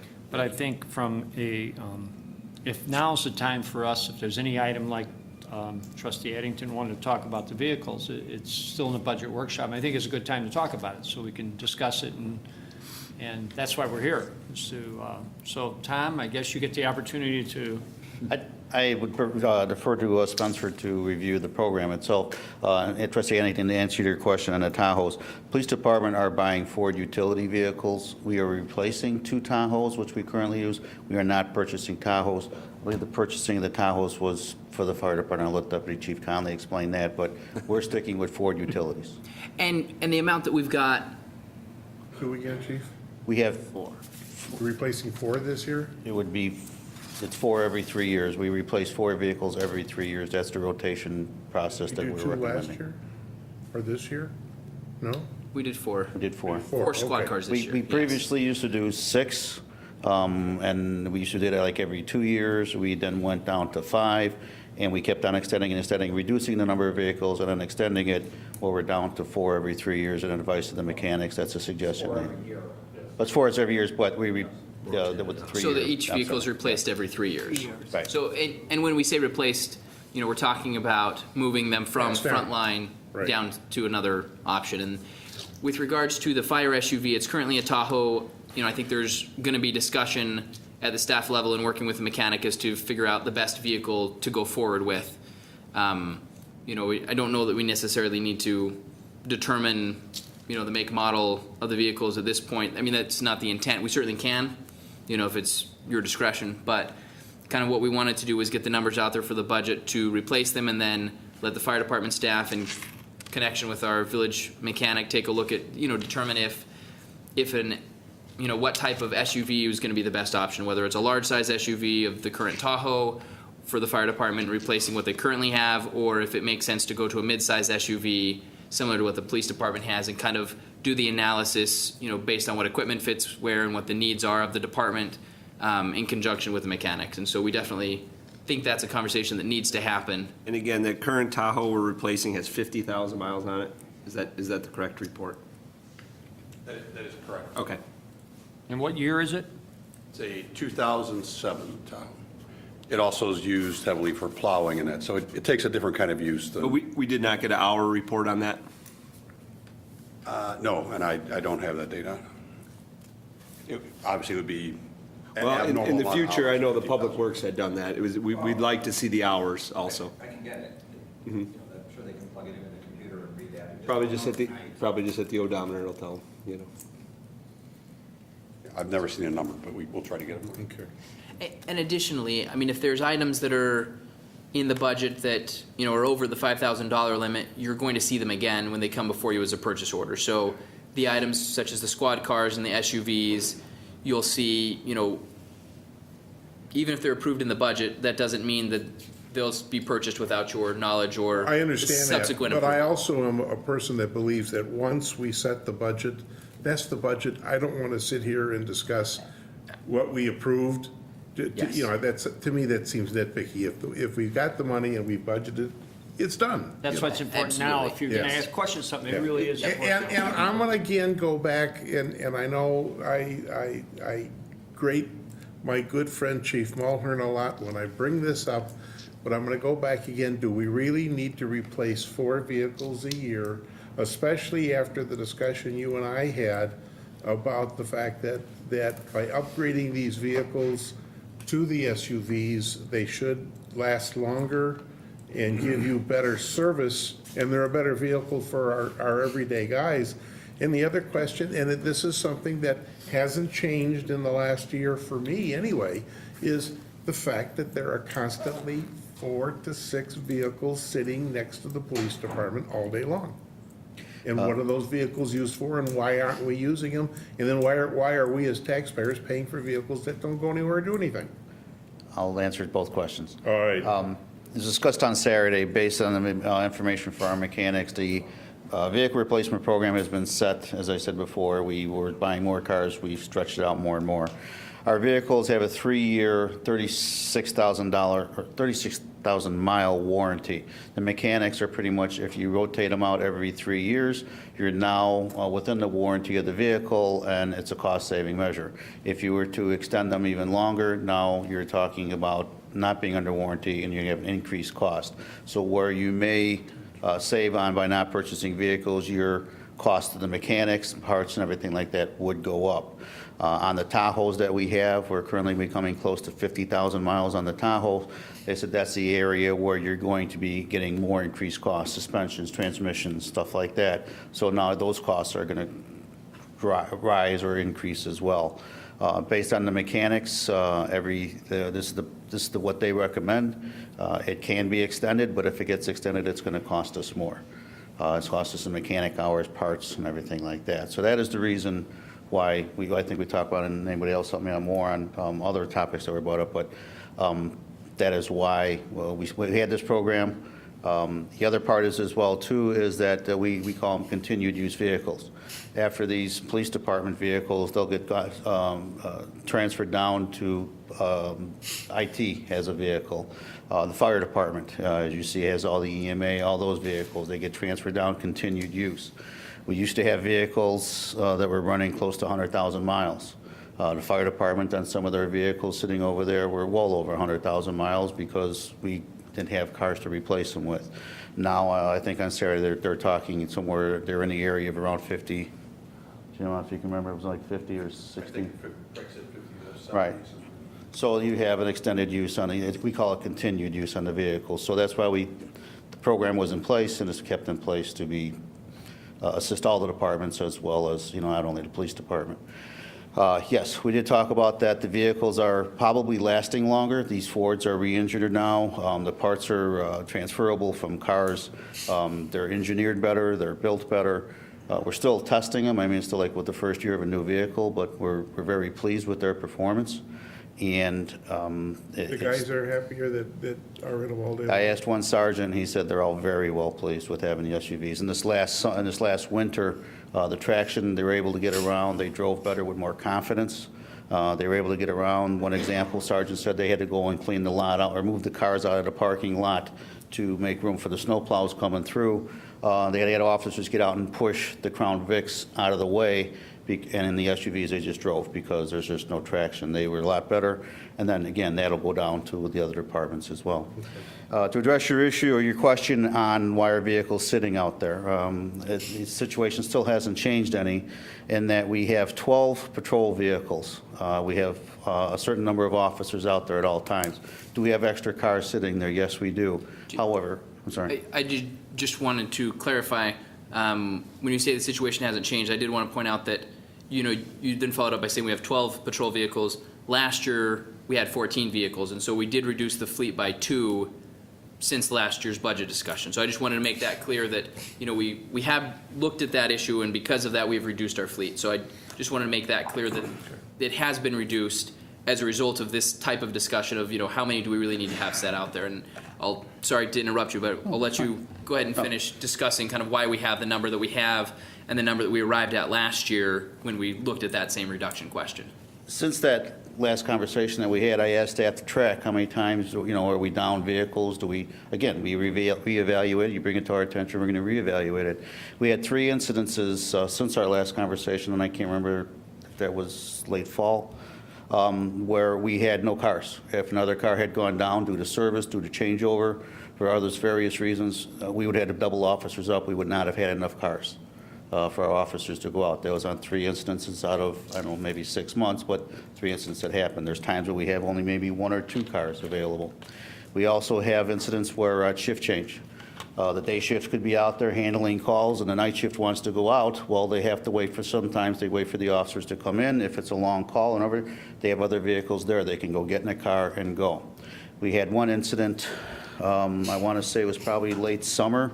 It was early summer of last year, where we had a pedestrian hit by a train. The entire day shift was down there with a closed crossing, doing evidence and traffic control, and this was at 10 to 6 in the evening. At 5 to 6 in the evening, we had a gentleman barricade himself in the house with a gun after threatening someone. And so the night shift had to go and do that. If those vehicles weren't there, they would have had no cars to go there. Matter of fact, when I went into the station around 7:30, there's an officer sitting there. I said, "What are you doing?" He says, "There's no car for me to take." I said, "Well, go take mine." Yours? I did. Oh, good. Yeah. But at that time, it had all been cleared. They all know my car. If they need my car, it's in town. You can come and take it any time for surveillances or anything like that. So that's the reasons. There's times at shift change, there's times at calls. We also have special events. We have parades where we need cars to go out for traffic control. You need cars to go out there for, like this upcoming luge. We may need cars out there to assist with traffic that way. Taste of Westmont, we have cars all around. We have the parade, Memorial Day Parade. Our officers go out, they have a car help them with traffic control. We also have special events too where they would go out and bolster patrols. Right now we're doing a electronic an electronic device enforcement and education campaign. Those officers go and take those cars as well. So we're not, we have 12 marked cars. Are they all in use at all times? Sometimes yes. Majority of the time, or most of the time, probably not. But, you know, if an emergency situation comes up and we need to get a squad car to go out there, I'd like to have our officers have the equipment to be able to respond to the emergency, respond to our residents, and do so in a proper and safe manner. So that's the reason why you'll see cars sitting there. Sometimes you see more, sometimes less, depending on, we have cars down for service. We have practices in place where if the in-car camera is not working, the officer cannot take that car. If the computer is down, they don't take the car with the computer. IT's good and coming back and fixing up both issues, you know, very soon. But if it goes down at Friday night at 6 o'clock, it's not going to get fixed until 9 o'clock on Monday morning. Did we, last year when we were down 2 cars from the previous year, did we stop putting empty squads in places of business that we had issues with? Well, that's another issue that we do too. We do put cars out. We call them decoy vehicles. Basically, if we have a rash of, say, burglaries in an area, we have a rash of, knock on wood, we don't have very many robberies, but we would put a car in those areas. We have complaints of people speeding on, you know, talking about speeding cars. We'll put an unmarked car there in an effect to, you know, bring attention to the problem, as well as people see the unmarked car. They drive by, they may not slow down. We'll replace that unmarked, an unoccupied car. We'll replace that with a car in about a week or so with an officer, because they're usually driving by it every day thinking the car is empty. You know, there's one day and it isn't. We put it out there, like I said, as a decoy, put out to draw attention. You know, there may be an officer in the area, there may not. It's up for the bad guy to decide which one is actually in effect at the time. So we use this vehicle. I would assume we don't need new cars to run those decoys, though, right? I mean, ultimately. We use the oldest ones we have. Well, ultimately, you know, and I do have some questions on the mechanics evaluation, really. I mean, you know, to say a car at 36,000 miles to 50,000 miles is becoming unreliable. I don't agree with that. And for us as a village to take, you know, one person's stance to spend this kind of money, I don't agree with it. I was just at the station the other night for the weather report, and we have an impressive, very impressive fleet there. So again, I don't want to say that. I can't agree with this, and I know I've heard all the reasons for, you know, from here to Sunday, but I just can't see where we need 4 new squad cars in this town, and I guess we agree to disagree on that. Well, I don't want to say that the vehicles are unreliable. It's just that there's a chance that there's going to be an increased cost in maintenance, whatever that may be, where we There's had. a chance there's not. Correct. As the mechanic said, you're gambling. You're taking a gamble that the car may not break down. You're taking a gamble that it may. If it breaks down, our costs are going to increase. But, you know, again, to my point, as I said Saturday, you really see most of the recalls and mechanical issues on brand-new vehicles. I mean, that's what you're seeing reported almost constantly today, is these new technologies are failing. So again, thank you, Chief, for... No problem. Any other questions? Yes. As you get into this rotation, we're rotating into the SUVs.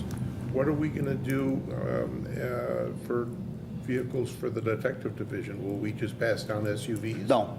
The detectives are buying specific vehicles, and as a matter of fact, Spencer, correct me if I'm wrong, but a detective vehicle was up for replacement this year. We are not. We're holding off on the purchase of that vehicle because we feel that our vehicles are currently good enough.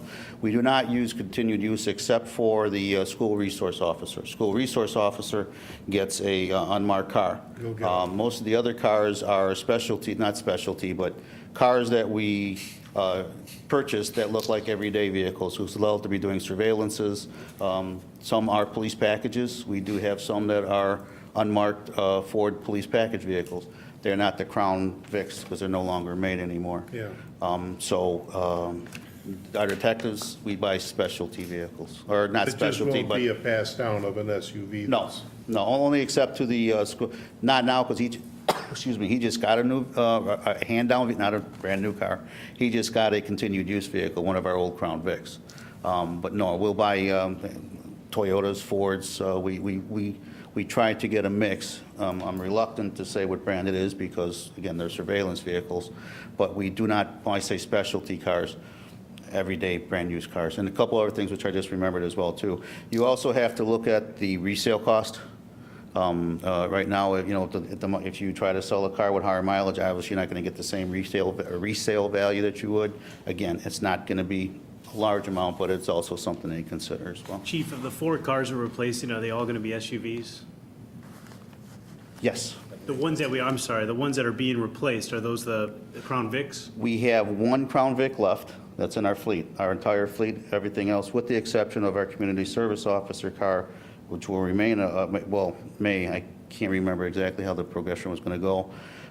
It should remain a vehicle. So we do have one patrol used by our patrol officers, one Crown Vic left. After these 4? No, after these 4, we will have none. None. So then maybe at that point in the future, we'll have all these SUVs and we'll be able to see as time goes on, you know what, they are lasting longer, they're a lot more reliable, like your mechanics are saying. And at that point, maybe we could kind of extend it rather than every year, every 2 years or so on. So I think at this point it's a little premature though, in my opinion. Well, that was my point in talking to Tom about it, because I've driven one for 20 years, and I swear by them.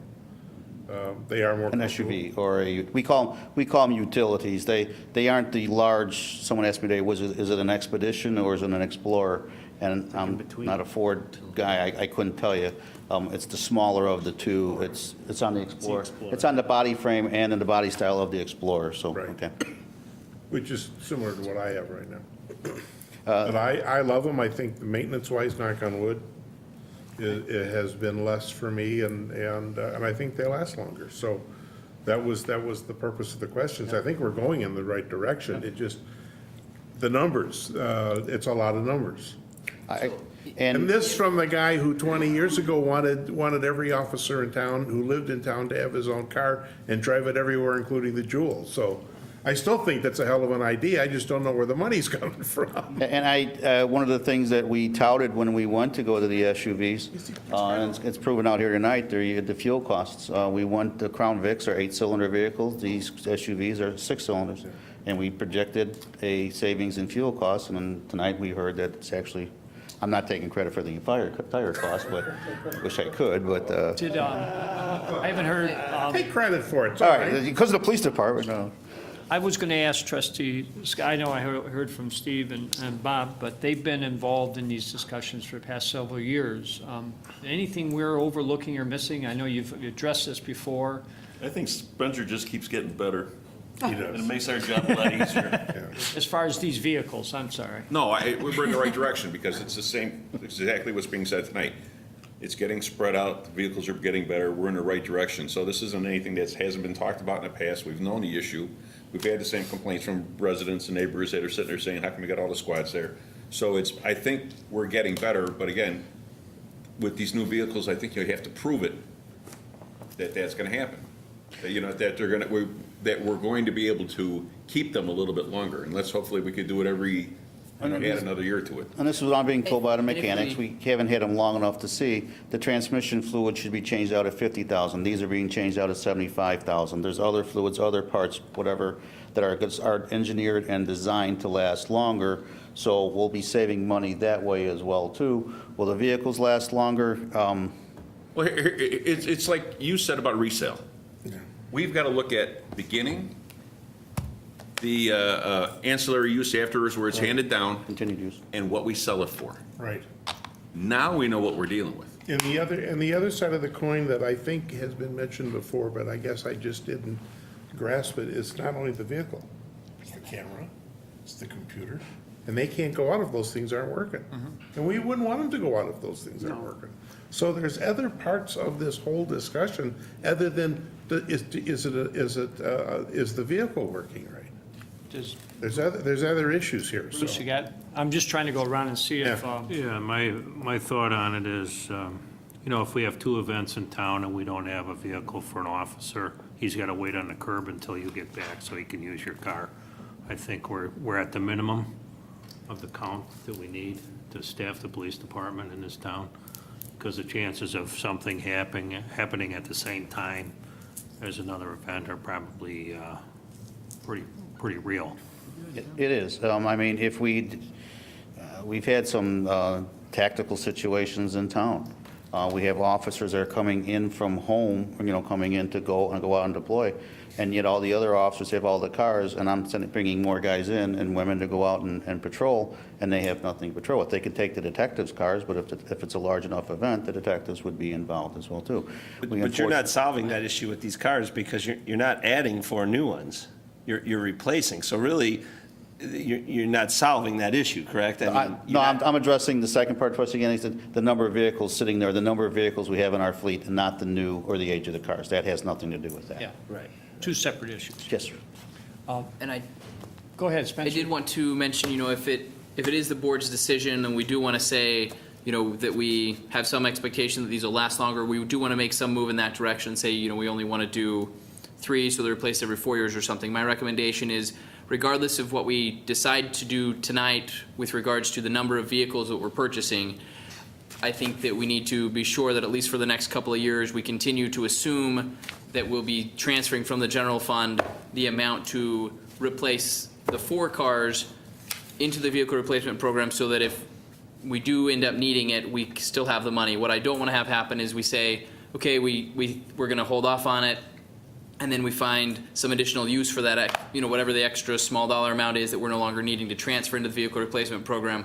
I want to be sure that we don't decide to use that for other operational costs, just to be conservative. So if we do decide we want to change the program or look at something different going forward, my recommendation would be not to change what's transferred out of the general fund at this time until we get a little bit more data on it. Keep So your just, hands off of it?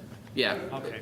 pretty much, that's my recommendation. So regardless of what we do with which vehicles are purchased, my recommendation is not to change the amount transferred out of the general fund for at least a year or two till we see what happens. And one other, and I'm done. Ron's raised his hand. I'm sorry. I just want to make one comment about, both Trustee Barry and Trustee Addington raised some really important questions about how to evaluate how long we should keep the vehicles and risk. You're talking about the risk of something breaking versus not breaking. What I wanted to say, and this goes back into the history of the whole vehicle replacement program, is we tried to look at best practice too, and we tried to look at other agencies, other communities that had vehicle replacement programs, all the different types of vehicles they have, how frequently they would replace them. It is something we talk about every year, and we look around in our neighboring communities, and some of this is going to be new data with these new vehicles, and we may change our assumptions, and we may decide we're going to keep them less or we need to keep them more. But it's not something we don't look at each year and talk about that. But we've proved that, because we used to replace them more often. A lot more and a lot more often. Right. So we're in that right direction. I guess. Great. Thank you. One Well, I additional, guess, go ahead. and one other savings, not this budget year, but it would be next year. This time next year, we should be able to come to tell you if we come and buy new vehicles. When we went from the Crown Vics into the utilities, we had to buy new equipment. We had to buy new consoles, we had to buy new partitions, prisoner partition, back seats, some new lighting, because in the past, from car to car, they would fit. They would not fit from a Crown Vic into the utilities. Now that we're all going to be utilities, we have some kind of cost savings, but when we do a changeover, we're not buying new equipment now. We're now taking something from an Apple and putting it in an Apple. We're not taking something from an Apple and putting it in an Orange. And again, That's it. I think we've discussed this and I think we've covered it from every side. And I think the key now is the consensus just to leave that amount of money in there for this year and just keep your hands off I of told the chief it, he's what got Spencer the said. votes. He can sit down now. Yeah. He's got enough. Yeah. Well, I think maybe a year off, because it sounds like once we get all these SUVs, we'll have a better understanding how long they'll last. And we'll also have data again from other Data. agencies, because these are Maybe not newer how long they vehicles that are being introduced everywhere too. I guess overall, I sit here disappointed in maybe the whole process, because one thing that I hoped to do was trim some fat. And it seems like, I don't know that we've trimmed anything off of anything. I mean, we basically took everything that the department heads gave us. I mean, a little bit, but I don't think I was, and I guess I'm disappointed as one individual that I wasn't able to really make a big impact on the budget. So I sit here disappointed, but I learn and I move on. But you know what, a couple things, the chipper, there was a couple pieces of equipment, the backhaul, that you brought up, and I think as a group, we decided they weren't a priority. But I think the other flip side is, once you get internally involved, you start realizing not a lot of fat. I mean, there is some reserve that, yeah, could we spend it, but then we're gonna run into the issue that if we lose 10% of that funding, where are we gonna come up with 400,000 or Well, a half million? that was the part where, after hearing Ron tonight, I was even more disappointed, because if we know this is coming, now's the time to act, not wait the 2 years. And so again, I sit here really disappointed. We have been acting. We have been I- trimming. I know. Yeah. But I think what you've, Virginia wants to talk. I just wanted to ask a favor. I would like to send Kerry out of here if you have no questions for clerks, because he'll fight me, but he gets up so early and has to be here so early to open. Well, he and already he's sitting in a bad chair, too. Oh, He's in a bad chair. if you have no questions for, look at him. Wait, he's already taken 2 15-minute naps. He has to cover for me in the morning, too. So I'm just trying to He's get fine. him out of here. We're, I yeah. don't think you have any question for clerk? No, Absolutely not. Kerry, would you you're just good. go home, please? Thank you. If not, the police department will escort We have to you. vote on that? Probably, because he'll just sit But there. I think, Ron, you were gonna make the point, I think staff has, and even before it got to us, they've cut a lot of the stuff. If you let, Jim's not even said anything, but if you let everybody throw what they wanted in there, I think Ron and the staff has already cut way back, and we didn't even see some of the stuff. Well, our biggest expense always is personnel. And we talked earlier about how much we're down in the different areas. We've done that over a number of years. So what I was trying to say is it's been a progression for a number of years. One of the ploys that Ray Botch always used to do was, the first thing at this time, he'd tell us all the stuff that was asked for, and it would just be this astronomical amount. And he'd say, we've already worked on this and this and this and this and this, and this is, so we'd have this, using our numbers from this year of the almost 22 million. I think that's where we're at, when the total budget's gonna be about 22. I think, Harold, you sell yourself a little short, and I wouldn't be disappointed, because you've got this board talking about it. Yep. And if you can get us talking about it, that's a lot farther ahead than we would have been if you weren't here. Okay. And you bring a And good you view, know and you what, got 3 more everything- years. Everything that's the other thing, and this is where local government has it over everybody else. There's no wish list or take care of my district or, everything that's in here is things that are, the flooding, the streets, it's all things that have to be done now. Everything's been prioritized for the things that have to be done at this time. Would we like to do more? I bet you there isn't one person in this room that can't think of something, a street or a sidewalk or a flooding issue that isn't addressed right now. It will be later, but that we would like to add on there if we had the money. What trustee Scott said, Harold, I think is Yeah. what you've brought as far as your input, and everybody's input, gets us thinking and gets us to make sure we're spending the tax dollars the best way, and the sales tax and every other revenue, so. I have to say, this budget discussion was a lot better than the one we sat through last year. It was, that was a tough process, and Spencer, I have to say, you did great. Isn't he? He's And I do- unreal. Thank you. I do think staff has got together and prepared it for us a little better than maybe it was in the past, too. So I have to compliment all the staff. I mean, they've worked really hard You to can tell. put this together. Yeah, you can And tell. One of our goals was to try to get prior guidance, both from the board and ongoing conversations we've had with the mayor throughout the process, and what we understood the board was looking for. So that's what Yeah, we're that hoping. earlier meeting that we had, I thought was good and Yeah. made a difference.